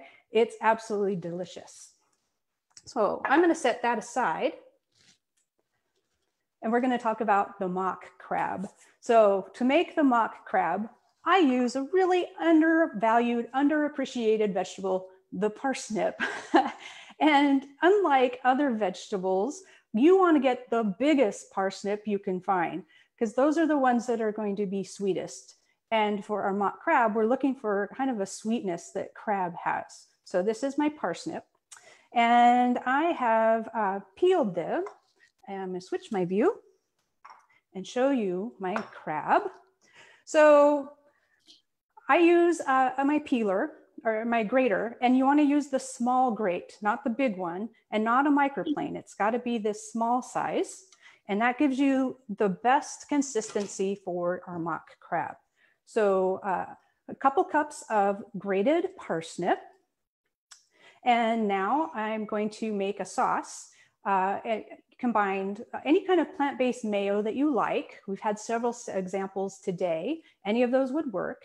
And I add lemon juice, some grated onion, some tamari, maple syrup, and then dried sea vegetables that I've blended into a fine powder in my blender.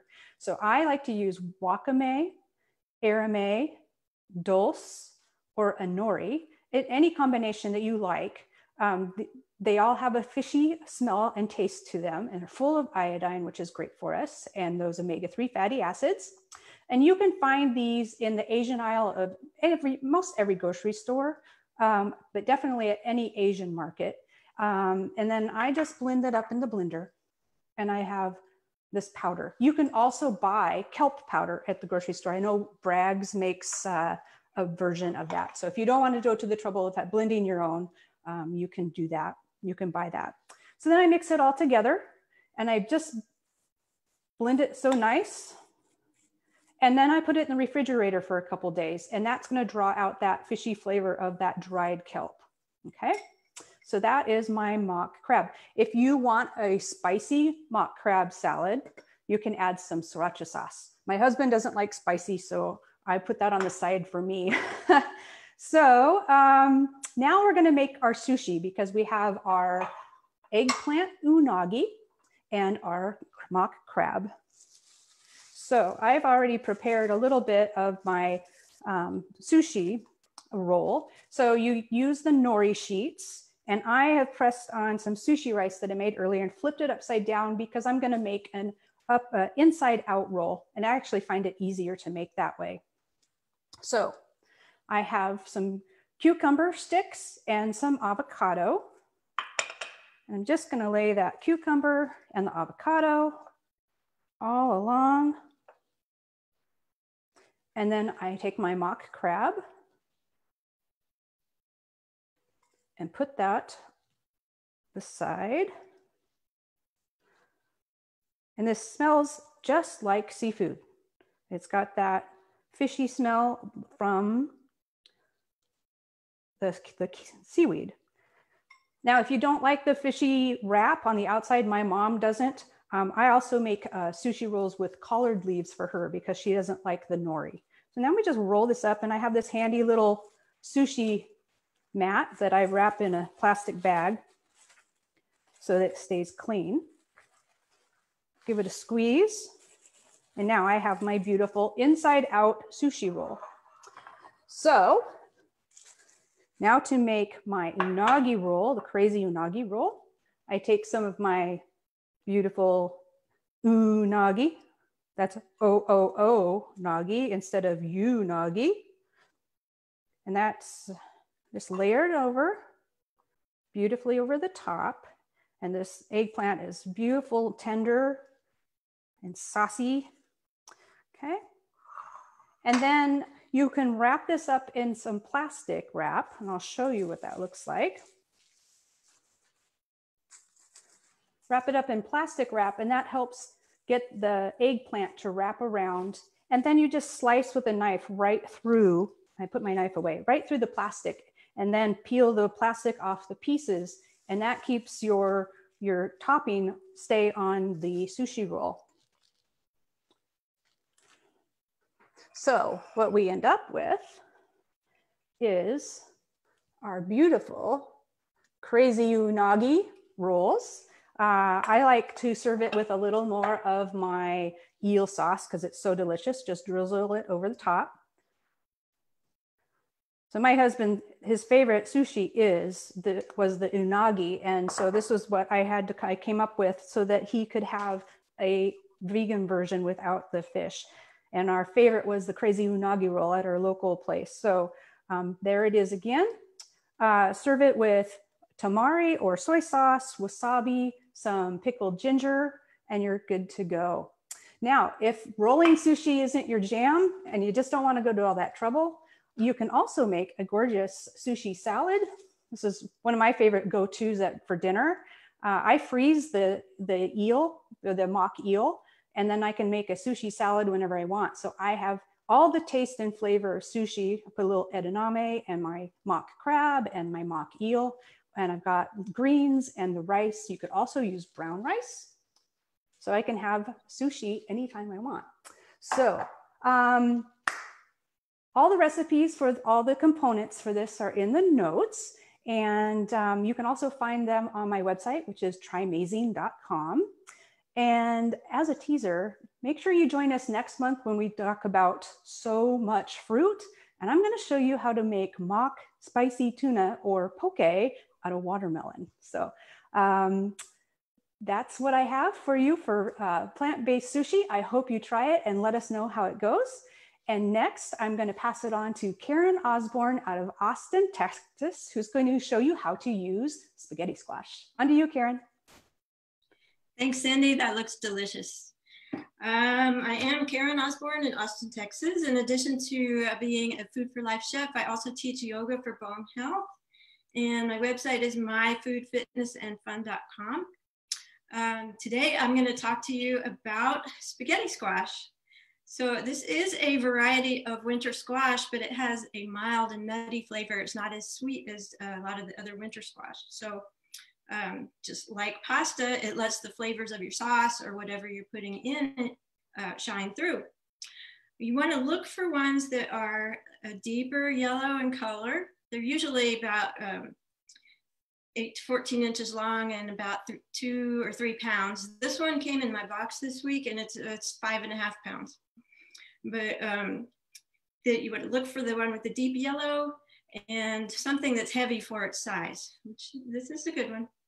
And they're low in calories. They're high in vitamins and minerals and fiber. It's a good source of vitamin C. The antioxidant will protect your cells from free radical damage. Vitamin C is also good for collagen production and wound healing, and it's also been shown to aid in disease prevention. It's also a good source of the B vitamins, which keep your skin healthy and your digestive system running smoothly and help regulate cholesterol. And what else is good for keeping your digestive system running smoothly? Fiber. And fiber, it's a good source of fiber. The fiber helps usher out excess cholesterol and hormones and carcinogens. So we want fiber. It's also a good source of potassium, which is good for your bone health, your muscle strength, your cardiovascular system, and your blood pressure. And it's a good source of magnesium, or not manganese, and that contributes also to bone health and reduced inflammation. So it's good for you, but what do you do with it? Or you're going to cook it. So there's a couple of different ways you can cook it. You can slice it in half and place it on a parchment paper lined cookie sheet, cut side down, and then bake it in the oven about 400 for about 40 or 50 minutes. You just want to check it and make sure it's getting tender.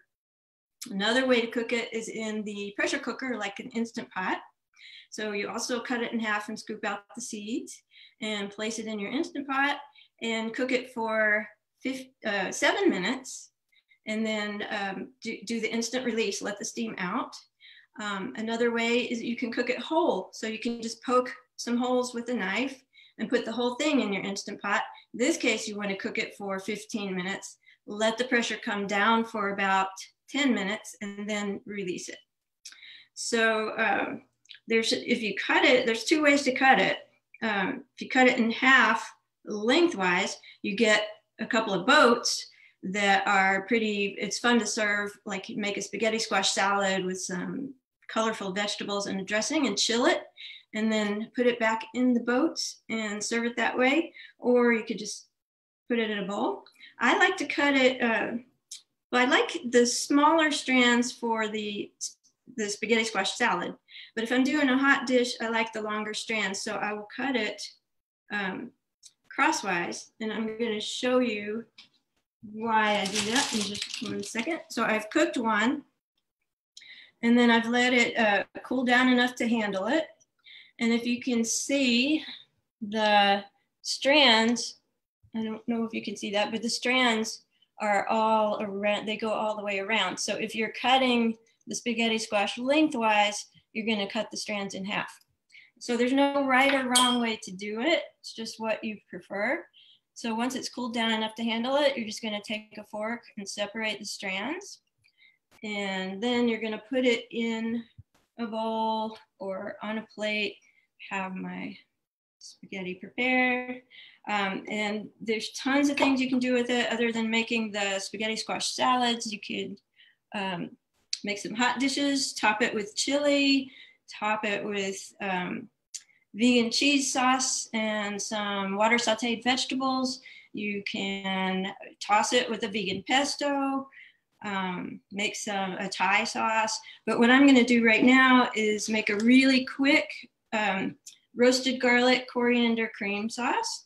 And my base, I'm not using dairy, my base is gonna be any white bean. So I'm just gonna actually put everything in the blender, turn it on, blend it smooth, and I'm gonna be done. So I have my white beans, the fiber.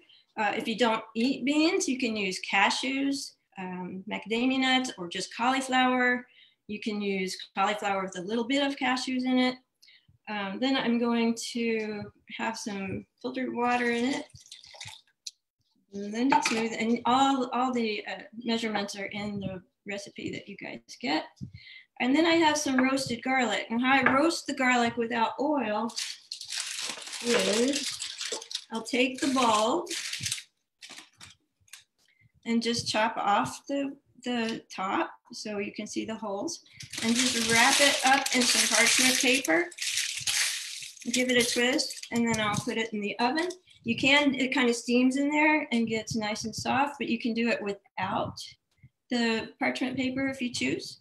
So, but once it gets nice and soft, you can just pop it out of the, squeeze it out of the paper. And I have already done some more. So I like the roasted garlic. It's not as strong of a flavor as if you're using raw garlic. We're doing it, the raw garlic is really healthy for you, but this is more mild, has less of a bite. Next thing I'm gonna put in is some lemon juice. Then I have some nutritional yeast. And this is unfortified, so there's no synthetic vitamins in here to make my liver or gallbladder work harder. If you don't use nutritional yeast, you can leave it out. Same thing with the salt. If you don't use salt, leave it out. And then I have some onion powder. And just a little bit, I've got like 1 tablespoon of unsweetened applesauce. Now it's not gonna sweeten the sauce. You're not even gonna taste it, but it's gonna change it's gonna balance the flavor. So we're gonna have something sweet, something salty, something sour, something pungent, and then I have something bitter. I have coriander seed, ground coriander seed. And to me, this is really fresh. It tastes really fresh. If you don't like coriander, use whatever kind of spices you like. But the coriander is high in antioxidants, and it's good for your digestion, and it can help lower the cholesterol. So that's it. I've just put everything in the blender. I'm gonna turn it on and blend it smooth.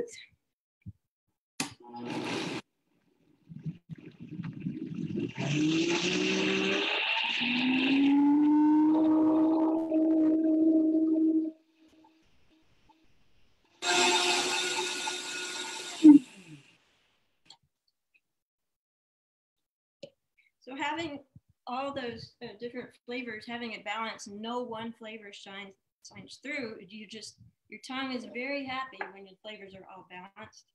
And we gotta eat, so why not enjoy it, right? I'm going to just pour it over my pasta. And I'm gonna top it with some fresh parsley. So you could put anything on here. In addition to this, it's just a real quick and simple. You could put some vegetables or anything. Parsley is also high in antioxidants, and parsley binds to heavy metals and helps pull them out of your body. And it's also the chlorophyll. If you're worried about the garlic breath from your sauce, chlorophyll counteract that. So this is just one thing you can do with spaghetti squash. You can, the sky is the limit. Just have fun, experiment. And now we're going to go to Q&A. So back to you, Dilip.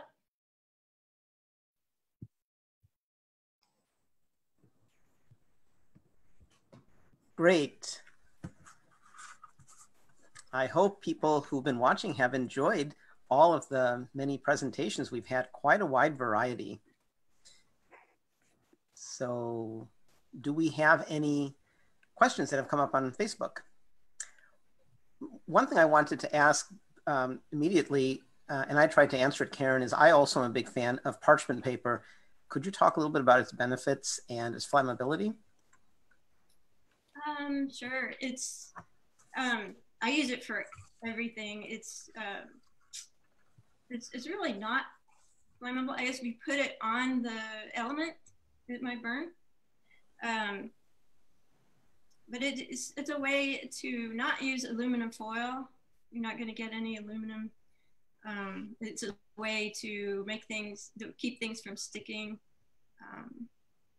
In the case of the garlic, it just it makes a little packet and it steams in there. You can use it without the you can roast the garlic without the packet, but it gets a little more dry and it might be a little stickier, a little harder to pinch out into your recipe, but it's still delicious.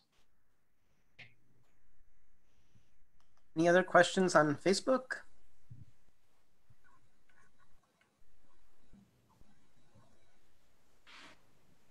Karen said something about avoiding aluminum. Would any of you like to talk about the disadvantages of aluminum or wax paper for that?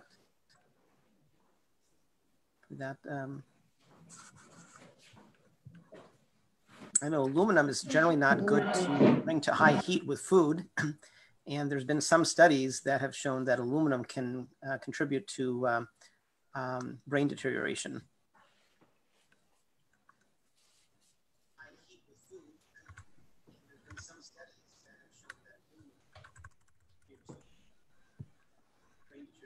I see a question, Philip. Okay. Cody. So Kathy says, I've seen bottles of coconut amino. What is it? Anybody want to answer that? Yeah, I can. Oh, go ahead, Cindy. Well, I was going to grab some. So yeah. You can start and I'll go. Let me find it. Okay, so we got here too. Here's my bottle of coconut aminos, and it has a little sweeter flavor, but I do like to use it for certain recipes. And all it is coconut sap and a little bit of sea salt. It's way lower in sodium. This one only has 280 milligrams of sodium. So Cindy, maybe you can, when I'm making things that I don't mind that have a little bit sweeter taste, I will use the coconut aminos. The great thing about the coconut aminos is that it's soy-free. So if there are people that have a soy allergy, they can use this as a substitute for the umami of soy sauce or tamari. So there's also Bragg's aminos, but that has soy in it as well. And it's not as sweet. It more tastes like soy sauce. Then you've got tamari, which is a type of wheat-free soy sauce. And then there's just regular soy sauce that has some wheat in it as well. So there's a whole range of different types of soy sauce type sauces. And just a quick comment is we're not in any way disparaging soy. Some people choose not to eat soy. Soy is a very healthful food. And if you come to the PCRM website, we actually have a number of materials about the benefits of soy. But there are some people who can't digest it or who choose not to have it. So there are good alternatives. So it's the fermented sap of the coconut palm. Mm-hmm. I have another question here. Somebody'd like to answer this.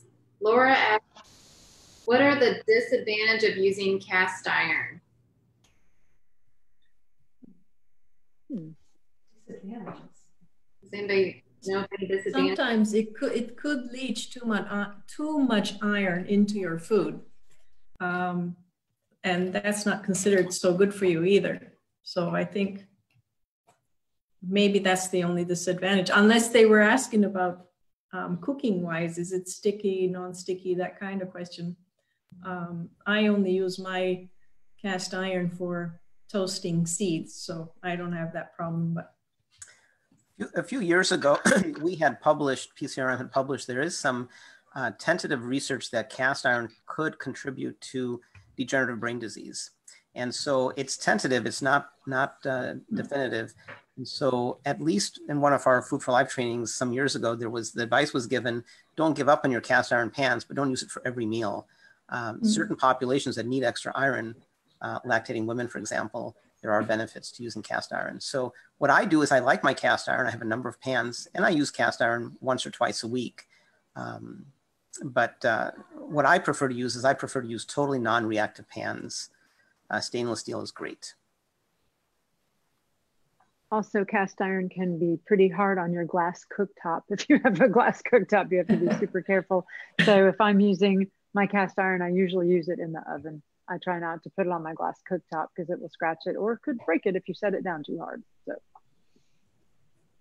I have another comment here. I'd like to chime in. Connie would like to have us talk about cooking with silicone. I'll comment on that. I love to cook with silicone. It is the best way when I make muffins or cakes to cook without oil, because as a Food for Life instructor, we do not use any oil in our baking, and I never have a problem with anything sticking. I know, you can buy the paper cups to put in muffins, but oftentimes I would have things even stick with that. So silicone is a really good option. I think you need to really buy quality silicone. If you go to a store and it's really inexpensive, you might, it might not be as good to buy as a more expensive brand that will last a long, long time. I've had silicone for cupcakes for over 6, 7, 8 years, and they're still very, doing very well. Yeah, I love those silicone cupcake liners. These are some of them. The other great thing is you don't need a muffin pan because they stand up on their own. So you can set them out on a tray and you can make lots and lots and lots of cupcakes or muffins. And they're great. These I've had for years, like Susanna said, that they last forever. And the silicone baking sheets are great too. I've been using those for a long time.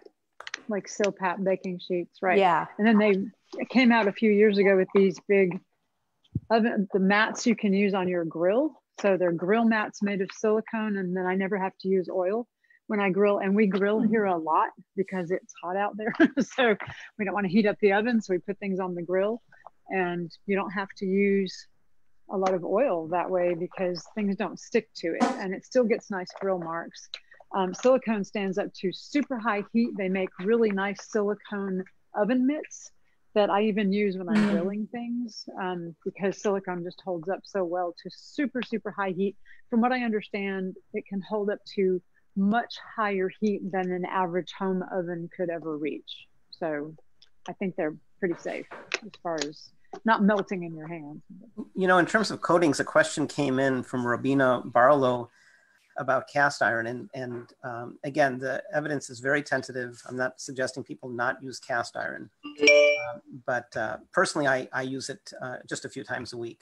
But a question came in, and that is, she has a cast iron Dutch oven coated in ceramic.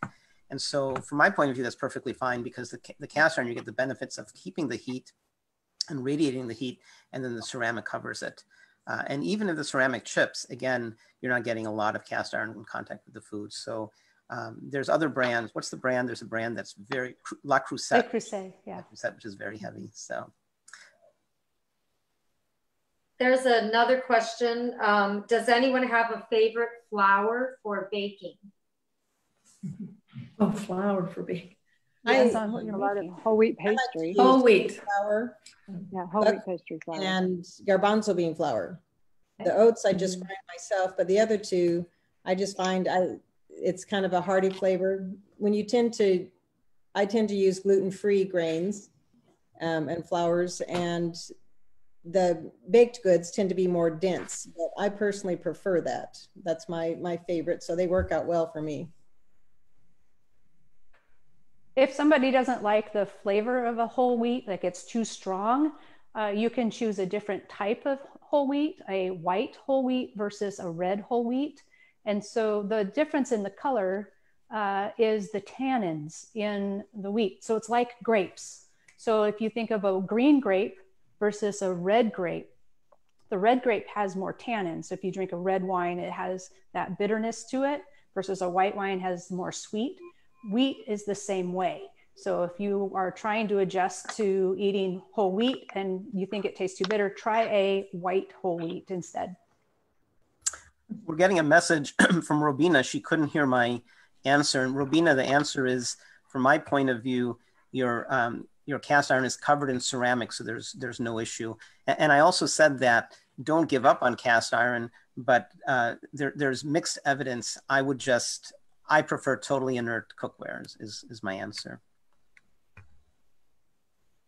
One thing we didn't talk about, and I'm wondering if some of the new instructors, like maybe Lauren, and I think Tiffany, you're a new instructor, could you talk about what is the Food for Life program and how can one become a Food for Life instructor? Yeah, sure. So we as Food for Life instructors are part of the Physicians Committee for Responsible Medicine, and we're all really passionate about people making good choices for their health, right? A lot of us, I think, are inspired by our own personal health, or we've seen family members who have experienced health issues. And so we like to educate the public and, friends and family, but then anybody in our communities. And now, fortunately, we're able to teach online so we can reach such a broad audience like this, but we like to teach people about how to prepare food in a healthful way to prevent, reverse, and sometimes diseases. And so we are through, like I said, PCRM, so you can go to pcrm.org and find an instructor that way. I'd like to chime in and say that it's a beautiful experience. It's awesome. The training that you receive is like none other. You meet wonderful people, the same energy, like-minded individuals. It's an amazing couple of days that will change your life. So if you're even thinking about it and this really, really resonates with you, I would absolutely go for it. It's an amazing, and I met Lauren there and a few other people, but I mean, it's just the healthy family that you actually become connected to is priceless. So it's great. Food for Life instructors are one group I can unconditionally recommend. So I've not been lucky enough. I feel like all of you guys are family. We've been working together now for a month or so, and I love working with you guys. And it feels like we've met, and I've met a few of you. But anytime something comes up, if I have a friend who moves, for example, if they move to Long Island, I'll say, follow Lori, whatever she has to say is right on. So I think that Food for Life gives us, we already come to it knowing something about food and something about nutrition, and it really ramps it up. So I'm always impressed. When I can't handle a food question, I know, many of the other instructors certainly can. I also love the fact that each instructor pretty much has his or her own story associated with plant-based nutrition and why and how it helped her or her family or somebody she or he knows.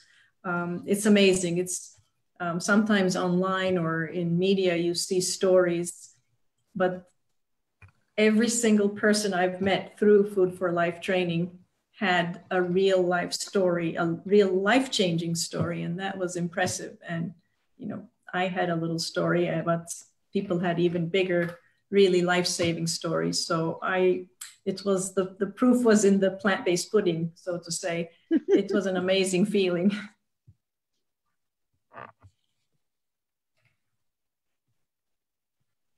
other questions coming up. One thing maybe somebody could address is oil. A number of us talked about avoiding oil. I don't use oil in my cooking. So Denise, would you like to, Denise used to run a restaurant, so she's very well versed on this. So what's the reason to minimize or eliminate oil? Well, an oil is not a whole food plant-based product. It has no fiber, it has no nutrients in it, just fat. Also, if you follow along with Dr. Esselstyn or a lot of the other doctors, they talk about how it damages the epithelial cells which line our arteries and makes them weaker, and it sets us up to create heart disease in a different way too. So anytime we can use whole food plant-based, we don't want to take a part of it out and use that. So the things that, like avocado is a great way to get healthy oils. If you like coconut, instead of the coconut oil, eat the whole coconut, eat the whole olive, not the olive oil. And we tend to want to go the easy way. And the SAD diet, the standard American diet, uses a lot of oil. I used to hear that you had to use oil in order to get the flavors out of food. You had to saute in oil in order to get the flavors. And when I had my raw food restaurant, I had no cooked food, no stove, no oven in the restaurant. And people would come in and they'd be like, oh my gosh, it smells so great in here. All we're doing is chopping veggies and blending veggies. There was no oil, there was no cooking, just the fragrance from all the phytonutrients were enough. So we don't need oil. It's just an added calories, and it's not good for our health. Denise, additionally, sorry. Additionally, I was just going to point out that oil is very calorie dense as well. So it's 9 calories per gram. So only 2.5 tablespoons. That's a tiny little bit. 2.5 tablespoons is 300 calories. And while we don't typically count calories with Food for Life, still that's a lot of calories in such a very small package, where you could eat an entire basket of fruits and vegetables for 300 calories that would fill you up. So exchange the very tiny bit of oil for your 300 calories if you're looking at calories, then go with a huge basket of fruits and vegetables, and you'll stuff yourself to the gills, and you won't be hungry, and you'll have gotten a lot more nutrients out of it. While Denise was answering, an interesting question came in. How about cast iron and seasoning it?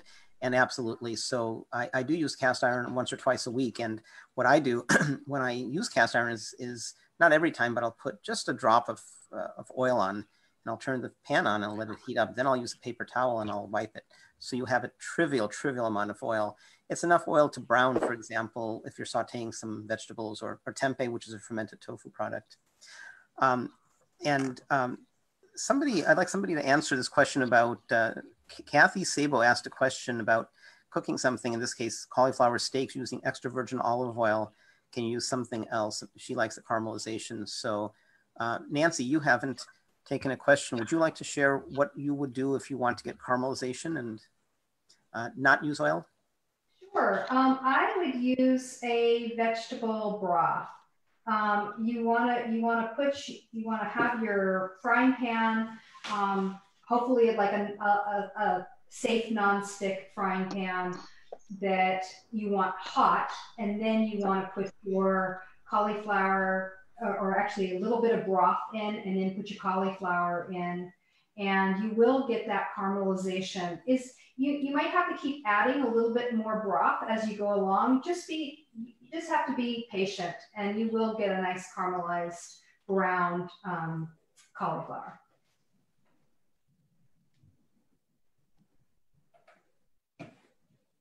I have another question here. So Christine would like to know, isn't it better to cook dried beans, especially in a pressure cooker, than to buy canned beans? I covered that last time, but maybe somebody can give their insight. Maybe Lori, did you want to share about canned versus dried beans? Sure. Well, I invite anybody who didn't get the opportunity to watch the replay. 2 weeks ago, we spent the entire time talking about all different kinds of beans. But clearly, having dry beans gives you a number of different things. It's shelf stable, of course. They're very nutritious. They're incredibly affordable. And you can cook them, as Chris said, in the Instapot or in a pot. One of the things that, you know, if you're buying them in a box and it doesn't have a lot of salt, that's not a bad option, especially to go.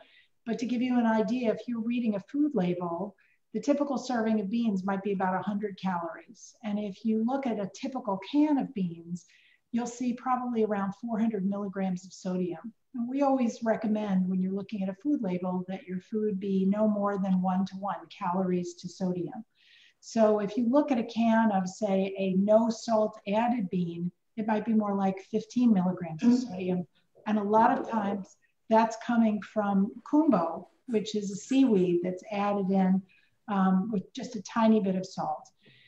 When you're cooking the beans from scratch, you can also use kumbo, and that helps you reduce the amount of digestive distress you might have later on. Also, when you're cooking beans from scratch, you might see in the first few minutes that there's some foam on top. You want to scoop that foam off because that also is sort of getting rid of some of the gaseousness of the bean. So I love to do beans from scratch. I think it's great. We don't always have time. One of the other great things is you can make them from scratch and then put them in serving size appropriate bags or containers and put them in the freezer so that they're ready to go just like your can of beans would be, but probably at about 1/3 of the price.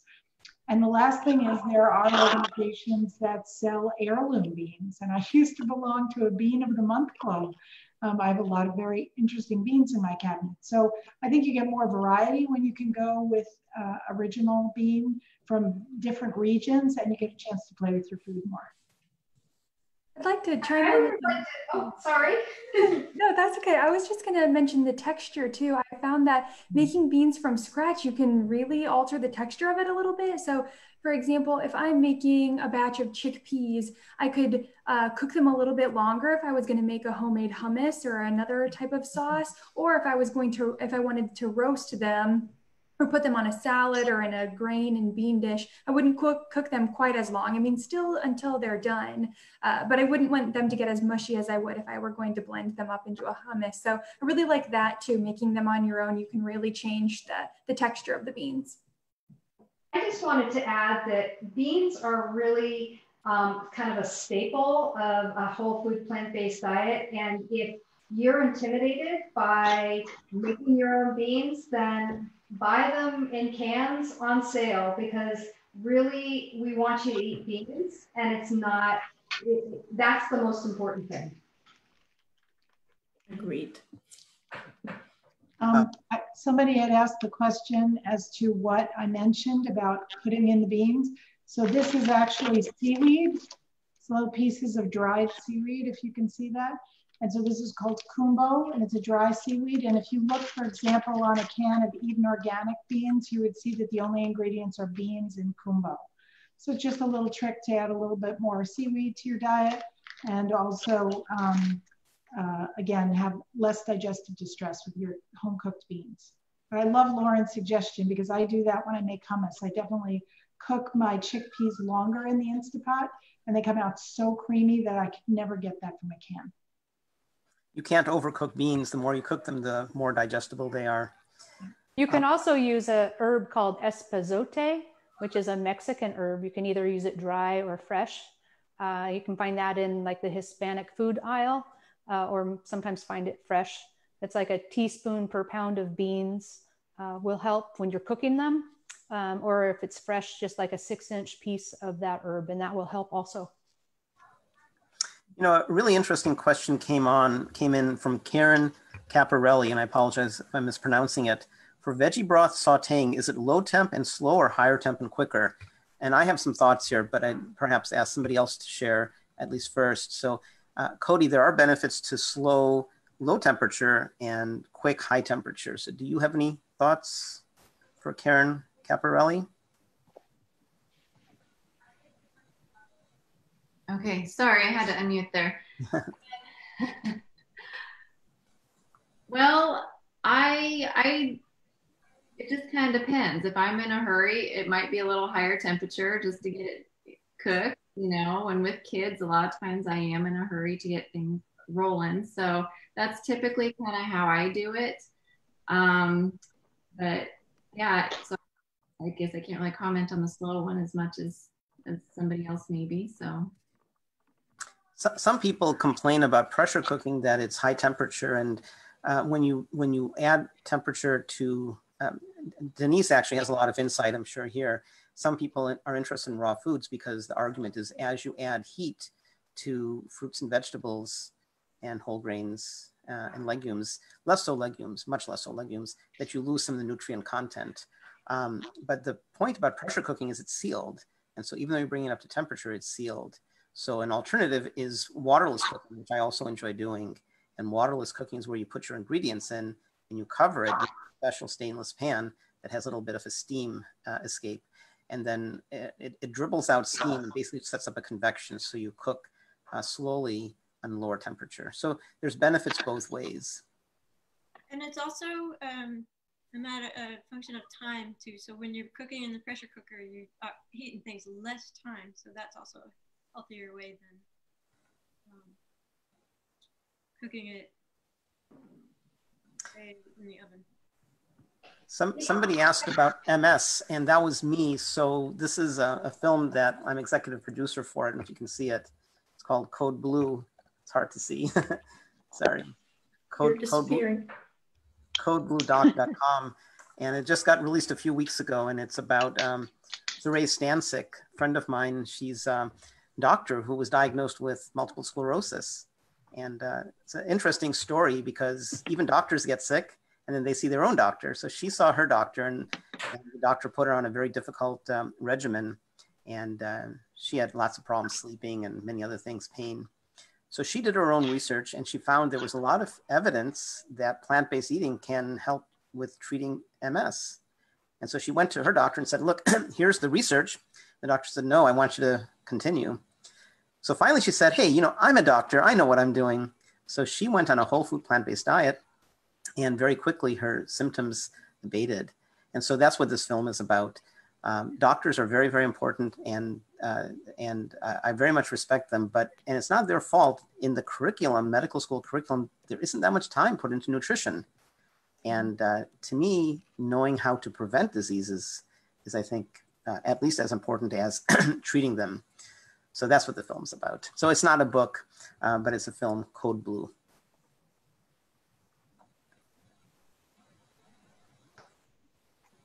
There's one more comment.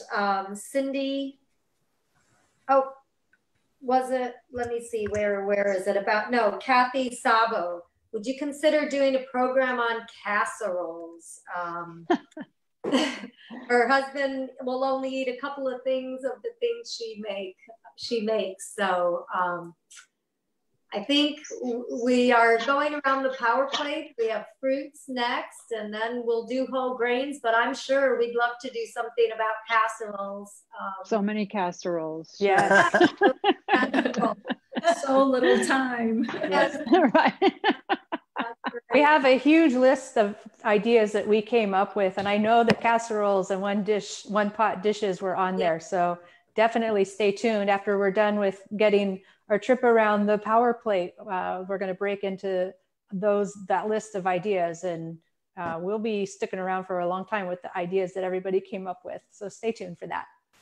Somebody asked something interesting about, are there any Food for Life instructors who own restaurants? I can't remember who it was. Somebody asked in New York. And that was an interesting question. I don't, it was Stacy Harris. So Stacy, you asked, are there any Food for Life instructors who have restaurants in New York City? What I will say, I don't know the answer. I don't think the answer is yes, but fflclasses.org, that will tell you, excuse me, about Food for Life instructors. We have almost 300, I think, instructors, many states, if not all states in the United States, and many other countries. I do know we do have one instructor in Rhode Island who works very closely with this wonderful plant-based restaurant in Providence, Rhode Island, where I went to graduate school.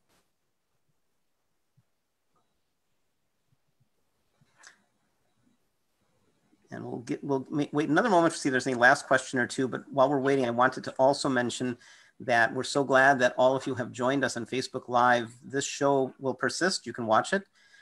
And I'm very excited that the Plant-Based Network, and if you haven't been there, does anybody remember the URL? Like plantbasednetwork.com, I think. Plant-Based Network is a great organization, and they're picking up more and more shows, and they're picking our show up. So what you saw, if you weren't with us for So Many Beans 3 weeks, I think ago, they're busy editing it. And as soon as this weekend or early next week, we might start seeing it. They're going to break it into chunks. And I didn't see mine. I saw everybody else's. Everybody did an amazing job. But when Plant-Based Network's through with it, it will look even better. So Carolyn is a singer, so she has music with that. And so we'll post here how to see it. But some people aren't on Facebook, so Plant-Based Network will allow you to see the shows on the web or on various devices. So that's exciting news.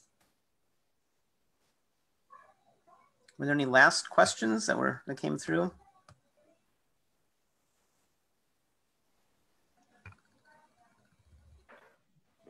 Any. Sorry? I haven't seen it. Been looking. It might not be a bad idea to bookend our presentation. I can't replicate what Cindy did, but it was great of you, Cindy, to read Neil Bernard's statement. And we want to focus on bringing joy to people with food, but it seems like not mentioning Black Lives Matter and what's going on in the world would be a big mistake. So in my own mind, Black Lives Matter and anti-racism is actually even more important than what we're doing. So I wanted to remind folks that we strongly stand behind Neil Bernard's statement, a strong anti-racism statement. I, for one, want to move, I think I speak for all the instructors, all the cooks, to move to a more compassionate world where there's justice and we move beyond racism. Agreed. Well said, Dilip. Well said. Thank you, Dilip. Well, if there's no more questions, stay tuned for So Many Fruits in the Kitchen. We'll start planning that soon. and please like So Many Cooks on Facebook. It's So Many Cooks, @SoManyCooks. And we'll keep posting there. Does anybody else have any last minute thoughts to share? Thank you, everybody who tuned in today. Oh, one last thought I forgot. I wanted to mention, to say thanks to Suzanne Fellows and Tammy Wesley Robertson, who had to drop off early. So we were actually 14 today, but one of them is teaching another, maybe both of them are teaching other classes. So they're off spreading good wisdom elsewhere. So thanks to them as well. Thanks everybody for tuning in. Thank you. Bye. Bye. Bye. Thanks for joining. Thank you.